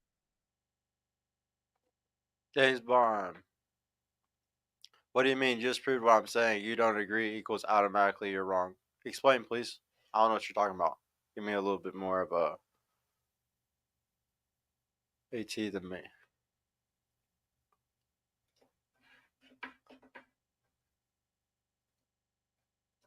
a cipher. I'm gonna plug myself back into the matrix, and I'm gonna see if I can use all this great new red pill stuff and get the things that I really thought were valuable when I was still like plugged into the matrix. You know, I want the white picket fence. I want my wife to be a wife. I want the golden retriever in the front yard and 2.5 kids, and I can go have that blue pill nuclear family dream. The problem is that once you put the red pill lens on, you're not going back. What have I said that is purple or blue? Just from now, because you haven't probably watched everything, but just from our conversation, what has been considered blue or purple? So first off, I would say that you're probably very invested in your girlfriend right now. So a lot of this stuff is probably being derivative of the fact that you want to qualify the fact that you now move. And not just you. There's a lot of guys that do exactly the same thing. Is they'll say, okay, Rollo, thanks for the red pill. I got all this stuff. I found my dream girl. I this is you particularly, but like I see similarities anyways. Guys will become red pill. They'll read my stuff. They'll practice game for a little while to the point where they find the girl who's their sort of genetic celebrity, the girl that it looks like the girl of their dreams. And I finally have enough game because they have enough red pill knowledge to get that girl. And they're like, you know what? Look, I'm out. I've learned enough. See you later, Rollo. Bye bye. And then either they get rolled by that girl and they come back, or else they do what a lot of other guys are doing, particularly if they make their vocation about the red pill, and now they can no longer float that vocation or the revenue stream or all the stuff that they were talking about before. And so now they either have to like throw shit at the red pill, or they have to sort of reinvent it and make the red pill into something that fits where they're going, their new pivot. So I finally was able to get this girl that I want to settle down with, but I can't be Tucker Max anymore. I can't be that guy anymore who I used to be. Yeah. So, but that's where my money came from. Look at this long ass rant about what purple pill is to fucking Rollo. And y'all want to know why Rollo doesn't like me? Or why he probably doesn't like any of my fucking content? Because of everything he just said of what he thinks purple pill is. And he's going to put all that label on me.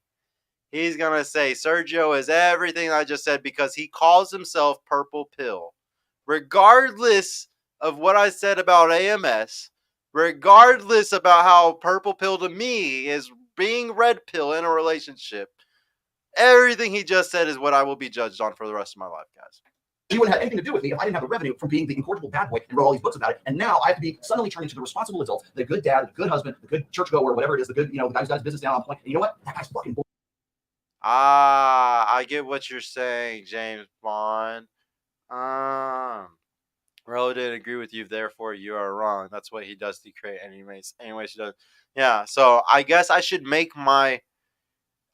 gonna make my podcast called I Got It, guys. We're gonna change the name to Red Pill Relationship Pod.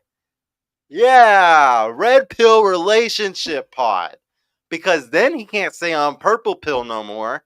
I'm red pill relationships, guys. That's what we're changing the name to, guys. Red pill relationship. Let's do it. I think that's good. James Bond. Rollo didn't create the RP nor the master. He is not the de facto meaning maker. Yes, that is true. You can't just define things. That's why I said when I first came into this argument, I was like, dude, there's a huge problem with definitions here. Like, let's talk about femosphere. Let's talk about manosphere. Let's talk about red pill. Let's define these things correctly. These 3 different fucking things. And then same with, like what we're talking about with purple pill. Like there's so many word meanings that we're confused about that it's making a bunch of people fucking hate me. Sergio, that's what I was saying. So who follows him will think you are wrong by his definition 1,000%, dude. I get what you're saying now, James. My bad, James. I get what you're saying now. Boring. That guy's market share drops off a fucking cliff. That guy doesn't get asked back to fucking fresh and fit. Or when you propose, yeah. Because now when he's trying to. He has no idea what the fuck he's talking about. Guys like him are not average dudes working at those jobs or going there and picking up women and keeping them. Restaurant workers are like nurses, stressed and pissed from customers' patients. Those girls are not stressed, bro. The girls that I were picking up were girls that were working little day shifts, living with their mommy and daddy, and they only have to work fucking 6-7 hours a day. Like they go to work at 10:30 with their little makeup on, bro. They're done working by like 2 o'clock because all the regulars are all the lunchtime guys are gone. They sit there and talk to you from like 2 to 4:30 when they get off their job, and they have like no fucking customers. Like they're just chilling all day. Like what are you talking about, bro? These girls that work at these jobs are not stressed. Like, don't get me wrong. You're right. A nurse is definitely stressed probably at her job. It's depending on what type of nurse she is, 1,000%. But, dude, servers, especially servers at like Twin Peaks and Hooters, oh, no. But I'm going to give you all a tip. Don't ever go to Twin Peaks, bro, because unless you already have it in there with a girl, unless you already have a friend group there, don't ever try to build your pre-selection friend group at a Twin Peaks because the girls are paid to not bust the tables and to stand there and talk with the customers. So you'll think a girl's being your friend, but really it's just because her boss is telling her she has to go sit down and talk to you. They don't bust the tables there. Whereas at Hooters, the girls don't get told to do that. They bust their own tables, but in return, they don't have time to do those type of things. He's trying to force fit a red pill to fit his blue pill ideals, which was marriage and monogamy and everything in the first place. I gotta explain something really quick, man. Like that's not my life. Like the problem is that when I got into this space, it was because I got into this because Fresh and Fit came to Dallas for Fresh and Fit me, and they had a big Discord of guys in there. Okay, I joined the Discord. I didn't end up going to meet, but I talked with all of these guys. I became good friends with them. What I found was I had the most red pill life of any of them. I had a submissive girl that I took care of, and she did everything at the house like what every guy wants in the red pill. I had that. I had a beautiful young woman. Okay, and most guys that it was in this space, they were all fucking not getting girls. On top of that, they were broke. They weren't business owners. They didn't have anything going for them. Like, and when I joined this Discord, I was the only guy that was successful, had a good successful relationship, actually like was good in business, made money. Wasn't like I was actually one of the guys that was doing life correctly. And they would call you blue pill just for your investment. Well, this is what happened. I converted most of them to be on my side. There's a huge drama between Fresh and Fit and me, only because like there's a couple guys that stuck with them, and then the rest of the group all came with me, and they all support what I'm doing because they understand that I'm very they're still very invested in their blue pill. Most of them are not in relationships, bro. Like the thing is, a lot would they like to be in relationships? Would they prefer to be in a monogamous relationship rather than spending place? It's not. No, actually, my homie, like my biggest sales guy, like no, he doesn't. He's gonna stay single for a while because that's what he wants to do. I don't sit there and pressure guys that want to stay single to get in relationships. There's no sense in doing that. The problem is that there's people that I don't know how to explain this now. I don't know. Right, go, we gotta wrap these up. Go. The average girl or normal girl, 5'4", 175 pounds. Yeah, I lost my train of thought there, guys. But basically, what I was trying to say was just that, like, I was able to show people that are around me that live in Dallas that, see my life and stuff. It's like, look, I could prove to y'all how my life is. I could show you, that I have these certain things in line that prove that I'm valuable. I know what I'm talking about. I'm not just pulling shit out of my ass. And when I could prove that, say, look at my beautiful girlfriend. Look at my life. Look at the money that I make. Look how I do all these things. And when you could prove it, you can say, now look, all this directly is a contradiction. Like, and one of the biggest things that they were mad about in that group was that I was saying pre-selection was the thing, that I was friends with tons of women and I get more women and better women because of my pre-selection and staying off of dating apps and staying off of online and just doing online stuff or going to clubs and shit. That's all I did. And like, I got hit with so much like, no, you're wrong. You're fucking wrong, blah, blah, blah. And I eventually convinced a bunch of people that I was fucking right. That's all I'm doing. That's all the reason why I started the podcast was it was like, damn, I'm good at this. I can teach people that I'm right about some of these small points. Like, yeah, Red Pill is right about 90% stuff. Shit, Michael had to convince Rollo that pre-selection was fucking a big deal. Mike had to. Go watch their 4-hour interview where Rollo disagrees with him about pre-selection. And he literally, like, kind of convinced him that pre-selection is a big deal. Like, dude, that's all I'm doing, except that I'm not as good as Michael at explaining it. Like, all my points, if Michael, like, stood up there them for me and said it all very slow to Rollo, I bet he'd fucking listen to them. But, like, I'm very bad about that shit. I suck at talking. No tattoos, no kids, no plastic surgery, makes 30 to 50K in the United States standard. That's why I'm walk around. I read an article about that. It was like 170 pounds, just like 5'4". It's like a beach ball. Shout out to Sergio from the podcast. Where do you see the Manosphere going in the next 10 years? Oh, yeah, dude. Yeah, no, you're definitely right. Sergio shows on Friday, Saturdays, usually an afternoon or night. Yeah, no, those girls are definitely going to be busy on those days, for sure. You're right. James Bond. So you're not doing fake photo cahoots on someone else's private jet? No, I'm not, man. I am not. Fake photo shoots. Ever considered bringing OnlyFans women on pod? Yeah, I have a few, man, that I'm like actively trying to bring on. It's just there's not that many in Dallas. Like I think I've only DM'd maybe fucking 5 or 6. Like and they're just like they're higher up on the fuck girl tier list, bro. Here in Dallas, they're not trying to go do some podcast where they're not getting no clout or anything. I'll tell them like, hey, you can get some more subs and stuff, but as soon as they see my numbers, they're usually like, oh yeah, I'm not gonna get that much. It's not really worth. And then they just put you on the back burner. Like they're not gonna really want to go on the podcast. They're gonna go hang out with sugar daddies and shit like they always do. Obviously, we are all going to be subservient to John Zerka. How do we not? How do you not do Zerka? We're going to be a political movement, and what's going to happen is we're going to have like the senator, the House Select Committee on Intelligence. We're going to interview John Zerka, and he's going to be anyone who disagrees with me. He's going to call him on session. I don't know about 10 years, but I can tell you 5 years. What's going to happen? We're already there.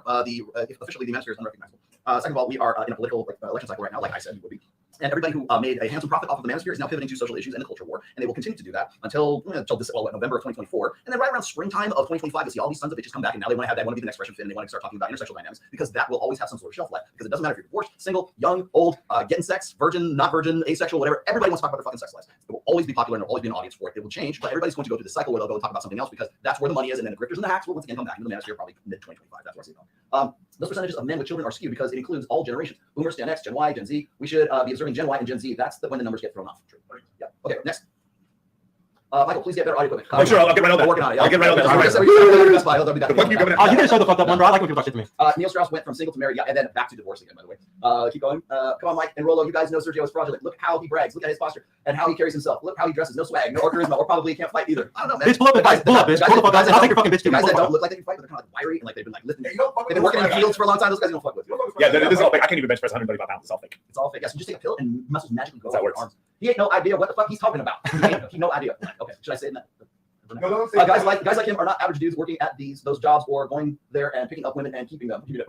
Restaurant workers are like nurses, stressed and pissed from customers. All right, I wish I had sound up. That was pretty good. That would give me the fog more. Guys pretend that 5 to 10 partners isn't that high, but they would watch them. Would they watch them run a train? What did you say? 25 years of study. 25 years of study, and Rollo is just figuring out men and women can be friends. Yeah, I guess.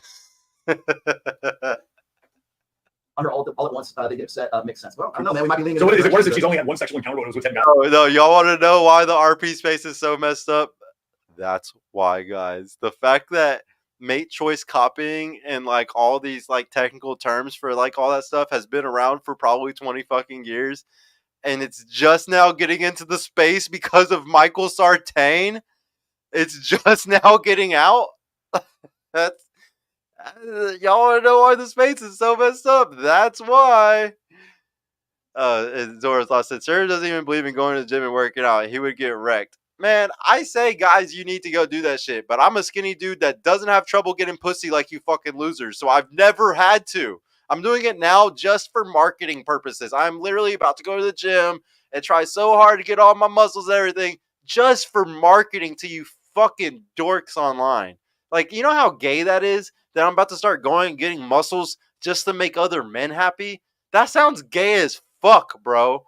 Like, literally gay as fuck. I mean, don't get me wrong. I'm happy I'll probably get a little bit more some from my girl, but still, like, it sounds gay as fuck, honestly. If she spreads out the penis over, it's definitely worse if she had multiple at one time. Like, that's definitely worse. I would definitely. But she was just so. I saw behind her. She was so crazy in college. She's had her fun, and there's no fun left for you. Hey, Christopher, I agree with you, bro. You know what would be cool, Sergio, if you take this new understanding and rename your podcast Red Pill Podcast. I know everybody's gonna hate me for the rest of my life. Yeah, no, he's right. I need to name it Red Pill Relationship Podcast, guys, because if I do that, I'll get some respect. If there's any Red Pill, I think we Probably trademark. Hey, so we're gonna go. All right, Miguel, take my spot. I got pee. I got pee ball. Let's do this. Do you want to say here? Miguel, I'm gonna tag you in. Let's go. Shout out to Miguel, guys. Like that. Like, guys, I've talked a lot of shit on this channel about Miguel and dollar cost crypto and stuff, and I'm going to sit here and say, like, I really respect the guy now. I'm the type of person where once I learn somebody's story and their history and more about them, I usually gain a lot of respect for them. Like, once I learn, like, where they came from and their come up and just shit about them. And I really respect Miguel now, guys. Like, he was really cool. He took us out to eat, and we had, like, a lot of really good conversations. He gave a lot of really good tips to me. he's helping out the channel a lot, and just trying to like help me make sure that we're going down the right path and we don't make mistakes in the future and stuff. And I really can't say thank you enough to him. Honestly, I'm not gonna ever talk shit on what he's doing. We had a good finance discussion, and I see what he's kind of teaching in his course and stuff. He's not having guys go all out and like empty their fucking 401ks and shit just for crypto. And he did call the bottom. That is something I will give him. He called the fucking bottom. He is up to date on what the Fed's doing and stuff. So he's doing everything correctly. I'm not going to talk shit on him anymore because, yeah, I respect the fuck out of the guy a lot, honestly. So shout out to Miguel, man. He's a real one. But yeah, like the video, please. Everybody like the fucking video, please. Shout out to Mr. Savage, bro. And then Jimmy Jasper Jones III. You are brave to go head to head with these dudes. The red pill industry is still evolving. Red pilling is important for so many men out there. Your podcast is great. Keep it up. Thank you so much for the support, bro. I really can't say thanks enough, Jimmy Jack. Like it really, anytime somebody new comes in here and says, like they support what I'm doing, it means the world to me. Like honestly, guys, because we don't get it a lot. So I really appreciate you, bro. King, don't get too jacked. You'll leave your woman. I'm not gonna get too jacked, man. Y'all know if I'm not gonna get on TRT, I'm definitely not gonna get that jacked. Let's scroll down and read some of these awesome fucking comments though. Let me help Sergio out here. If I've posted this truth once, I've posted it a dozen times. Here goes. The particular societal arrangement that best optimized corporate power is one marked by single people. Oh yeah. This was the guy explaining. He basically said what I was trying to say, but way better. That like they want us single. That the corporates make way more money off us being single. So yeah, shout out to that fucking dude actually taking my side in the chat because he's rare. Great point from Rollo. The average blue pill guy is not out vetting for a girl, is living in a scarcity mindset and suffering from one-itis. The average guy is too scared to throw on, argumentative, bossy, combative, and disagreeable. 3 or 4 back to the streets. 3 or 4 is a recreational use only. Guys need to stop marrying them. Here's the emotional heat. Rollo perceived anger outwardly, peace, love internally. Mike, peace and composure, diplomacy outwardly, and rage internally. Sergio, anger inside and hot head levels max out. No peace or diplomacy. Need therapy. Everyone sucks as he is the savior, but killing himself with rage. Therapy. Killing myself with rage, bro. If Myron acts passionate on a stream or is yelling at the camera saying, y'all need to fucking lose some fucking weight, you fat fucks. Y'all need to. If I'm sitting there doing the same thing, like, y'all need to stop fucking being shitty fucking guys. And the reason why you're fucking single is because you fucking suck. And you need to become the best man possible. And so you can fucking find somebody. And you need to go out in real life and fucking be in the right places and make the right moves so you can be around the right type of women. I'm a fucking emotional, fucking crazy piece of shit if I do that. But if Myron does it, it's nothing. Like, it's not anger. It's not rage. He doesn't need therapy, but I need fucking therapy, apparently, guys. I already went to therapy. Fuck y'all. Sergio was emotional and talking a mile a minute. It was really difficult listening to him. Sorry, man. I'm trying to be like Destiny. Trying to get as good as him. Love these debate shows. Hoping to move them to professional podcast studio. Yeah, I actually offered to pay for their fucking their shit to be at Sticky Paws, and they didn't even do it. And then on top of that, the original arrangement was me coming for Access Vegas, and then they didn't let me on Access Vegas because they wanted to hoe me. So yeah, like I was honestly very upset about fucking that. Like now it's nice going and do that, but I would have honestly paid for the hours for Sticky Paws for the first debate, for fucking a 4-hour debate with Rollo to really settle how I feel. And I'm actually gonna hit him up on that actually and be like, yo, can we do another one? But I will pay for it to be at Sticky Paws, and I want it to be 4 hours so I could fucking really get everything down and really bring up every one of my stillmans. I don't care if his fucking chat is roasting me the whole time. I don't give a fuck. I really don't fucking care. And but yeah, and then maybe get on to Access Vegas where I can roast their fucking stupid bitches that go on their show that are old as fuck and think that they're the fucking shit still. Rollo dropping gems of truth. He's a blue pill guy who's trying hard to find reason and excuses on why the real red pill can't be true. He's in denial, anger stage of grief cycle. I'm trying to find reasons and excuses on why the red pill can't be true. What a goofy. What a fucking goofy, bro. Where am I trying to find where it can't be true? This is so stupid, bro. I'm more red pill than you, retard. Sergio comes off as a smart guy, but for the larger RP audience, he'll never gain attraction as long as he's doing things like picking online fights with Myron Gaines and droning endlessly about how much of a badass he is. It comes off as desperate, and he talks with such bravado, you think he could just let his brand speak for him. Yeah, it's impossible to blow up, though, for my brand to speak if I'm being suppressed. Remember, guys, nobody cares about what I'm posting, whether it's the online people, the marketing, the ads, the YouTube. They don't fucking care because I'm not going to make them money with what I say. And obviously, the people don't fucking care because I'm pissing off all the dorks that sit online and watch this stuff. Y'all think women watch YouTube? Y'all think women go and look for relationship advice online? Trust me, there's no money in me pandering to women, you fucking retards, man. There's no fucking money in pandering to fucking women. He needs to chill out with puffing his chest nonsense. You're not fooling anybody over here. You're not a silverback fam. You're not that guy. Name dropping AMS, bruh. I name dropped him because he inspired me a lot. What the fuck? This is so retarded. Like, can you not stand on the shoulders of giants and learn things from better people? Like, what the fuck? This world is so... Some of these people and the amount of upvotes they get too. Like, there's this many retards in the world. Dude, I think he was starstruck talking to Rollo. I was, bro. I was. He's like a father to me. You can tell by the look on Mike's face that he wanted to say it and he was nice about it. But Sergio saying that he would never date those kinds of women is laughable because those kind of women wouldn't spit on him if he was on fire. Bitch, I've fucked a lot of those fucking type of women. I don't give a fuck about them. Okay? Y'all really don't understand. Like, oh man, I wish people would just come to fucking Dallas and see how much fun the city is, and it's really not that hard to fucking get women. Sergio is still blue pill. You can't help change women. You can only understand them. No one. Sergio, it's about outer game. It's all about where you go. LOL, what the fuck? Yeah, it is all about outer game. Outer game and inner game. This is the moment when Rollo took out the wins and Sergio sells. After this, he gets really quiet. Yeah, I don't know what he's talking about. Rollo, you're looking for more than a WWE star than a rock star these days. Okay. You guys know Fresh and Fit do other podcasts. Yeah, they're famous for their after hours, but it's just not that they're doing. Duh. Yeah. Even... Hey, somebody said I have good intentions. Cool.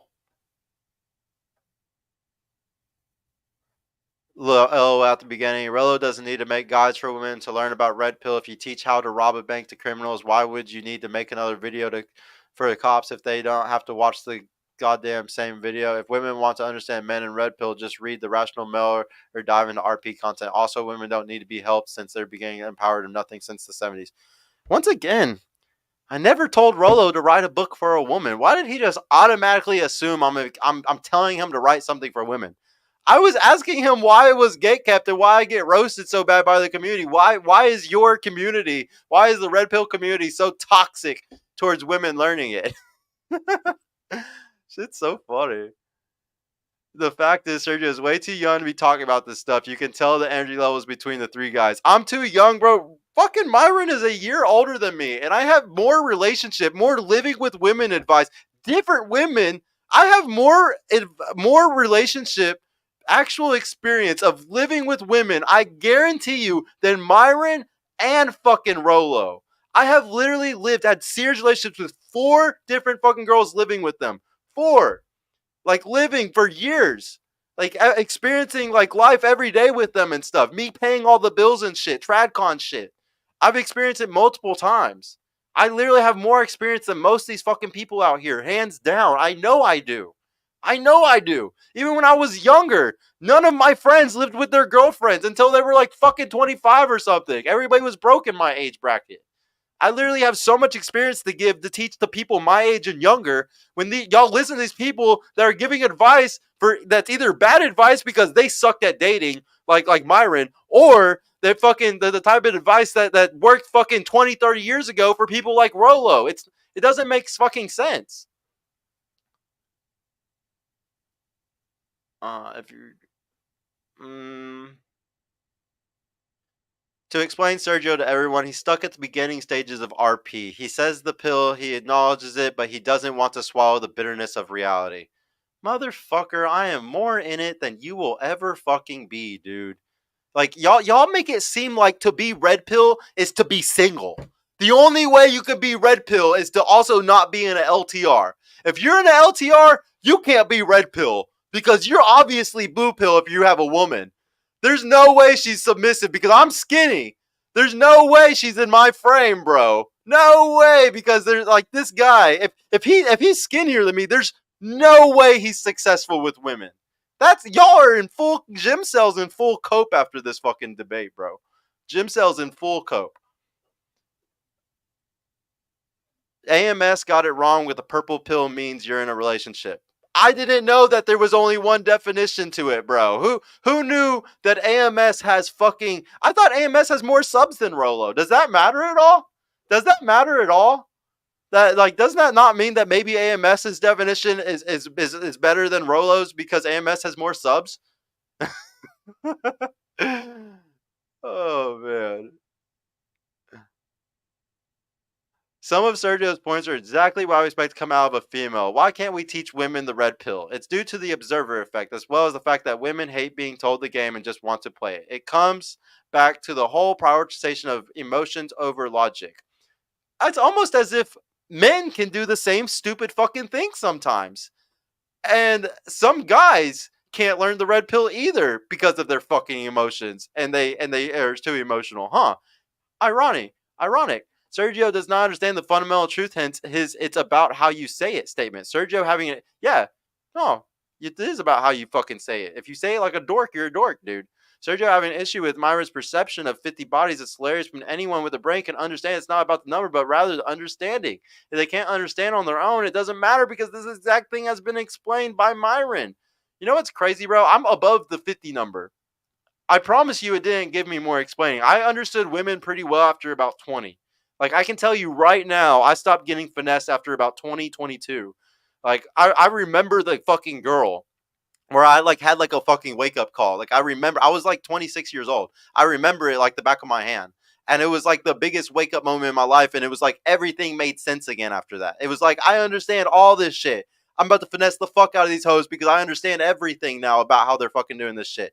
You can understand women pretty well around the 20s number, bro. I guarantee you. And anybody who thinks you gotta go all the way up to 50, you're just kind of retarded or something. I honestly think the higher number I have just made it harder for me. Like it makes it harder for me to want to do like certain things that I need to be better at in relationships. Honestly, lots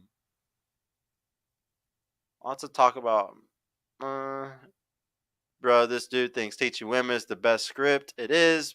Anybody needs to watch my show to see if women stop close their legs, everybody else gets better. Wow, somebody's on Team White Shirt. That's dope.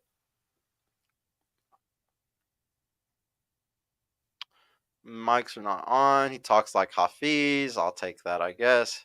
Yes, this is so emotional. Sergio Beta Purple Pill. What a nice little 115-pound man. I'm 150, faggot. That single mic choice is look, Sergio, I live in the irrational female coming soon. Once again, thinks I'm 25. All right, well, we read all the good ones, so I guess that's all that matters, guys. Sorry, I just had to go through those fucking comments. I was triggered. Oh man, I left this up this whole time.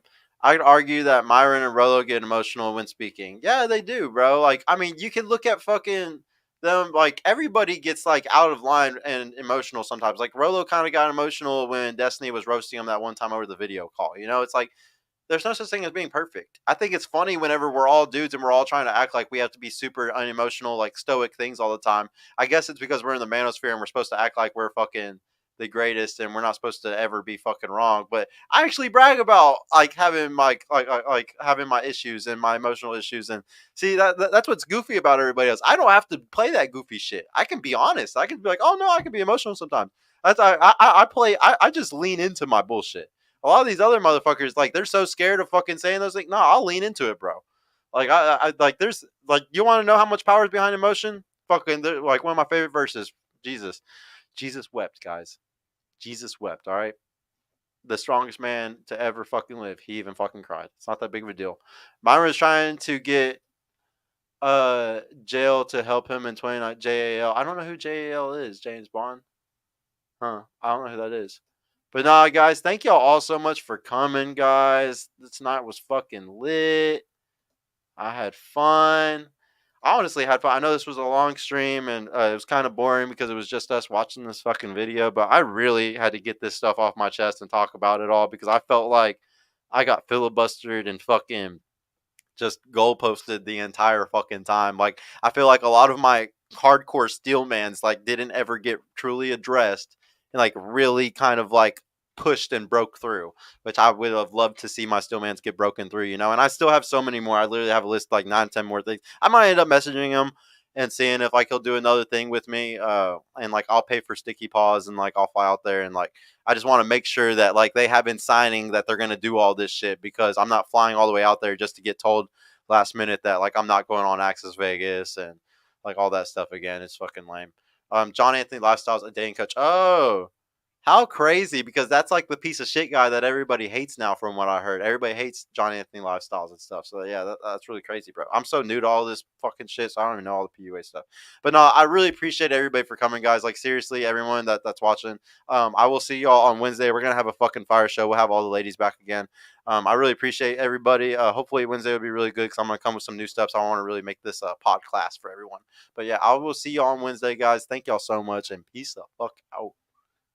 Can't do the toodaloo.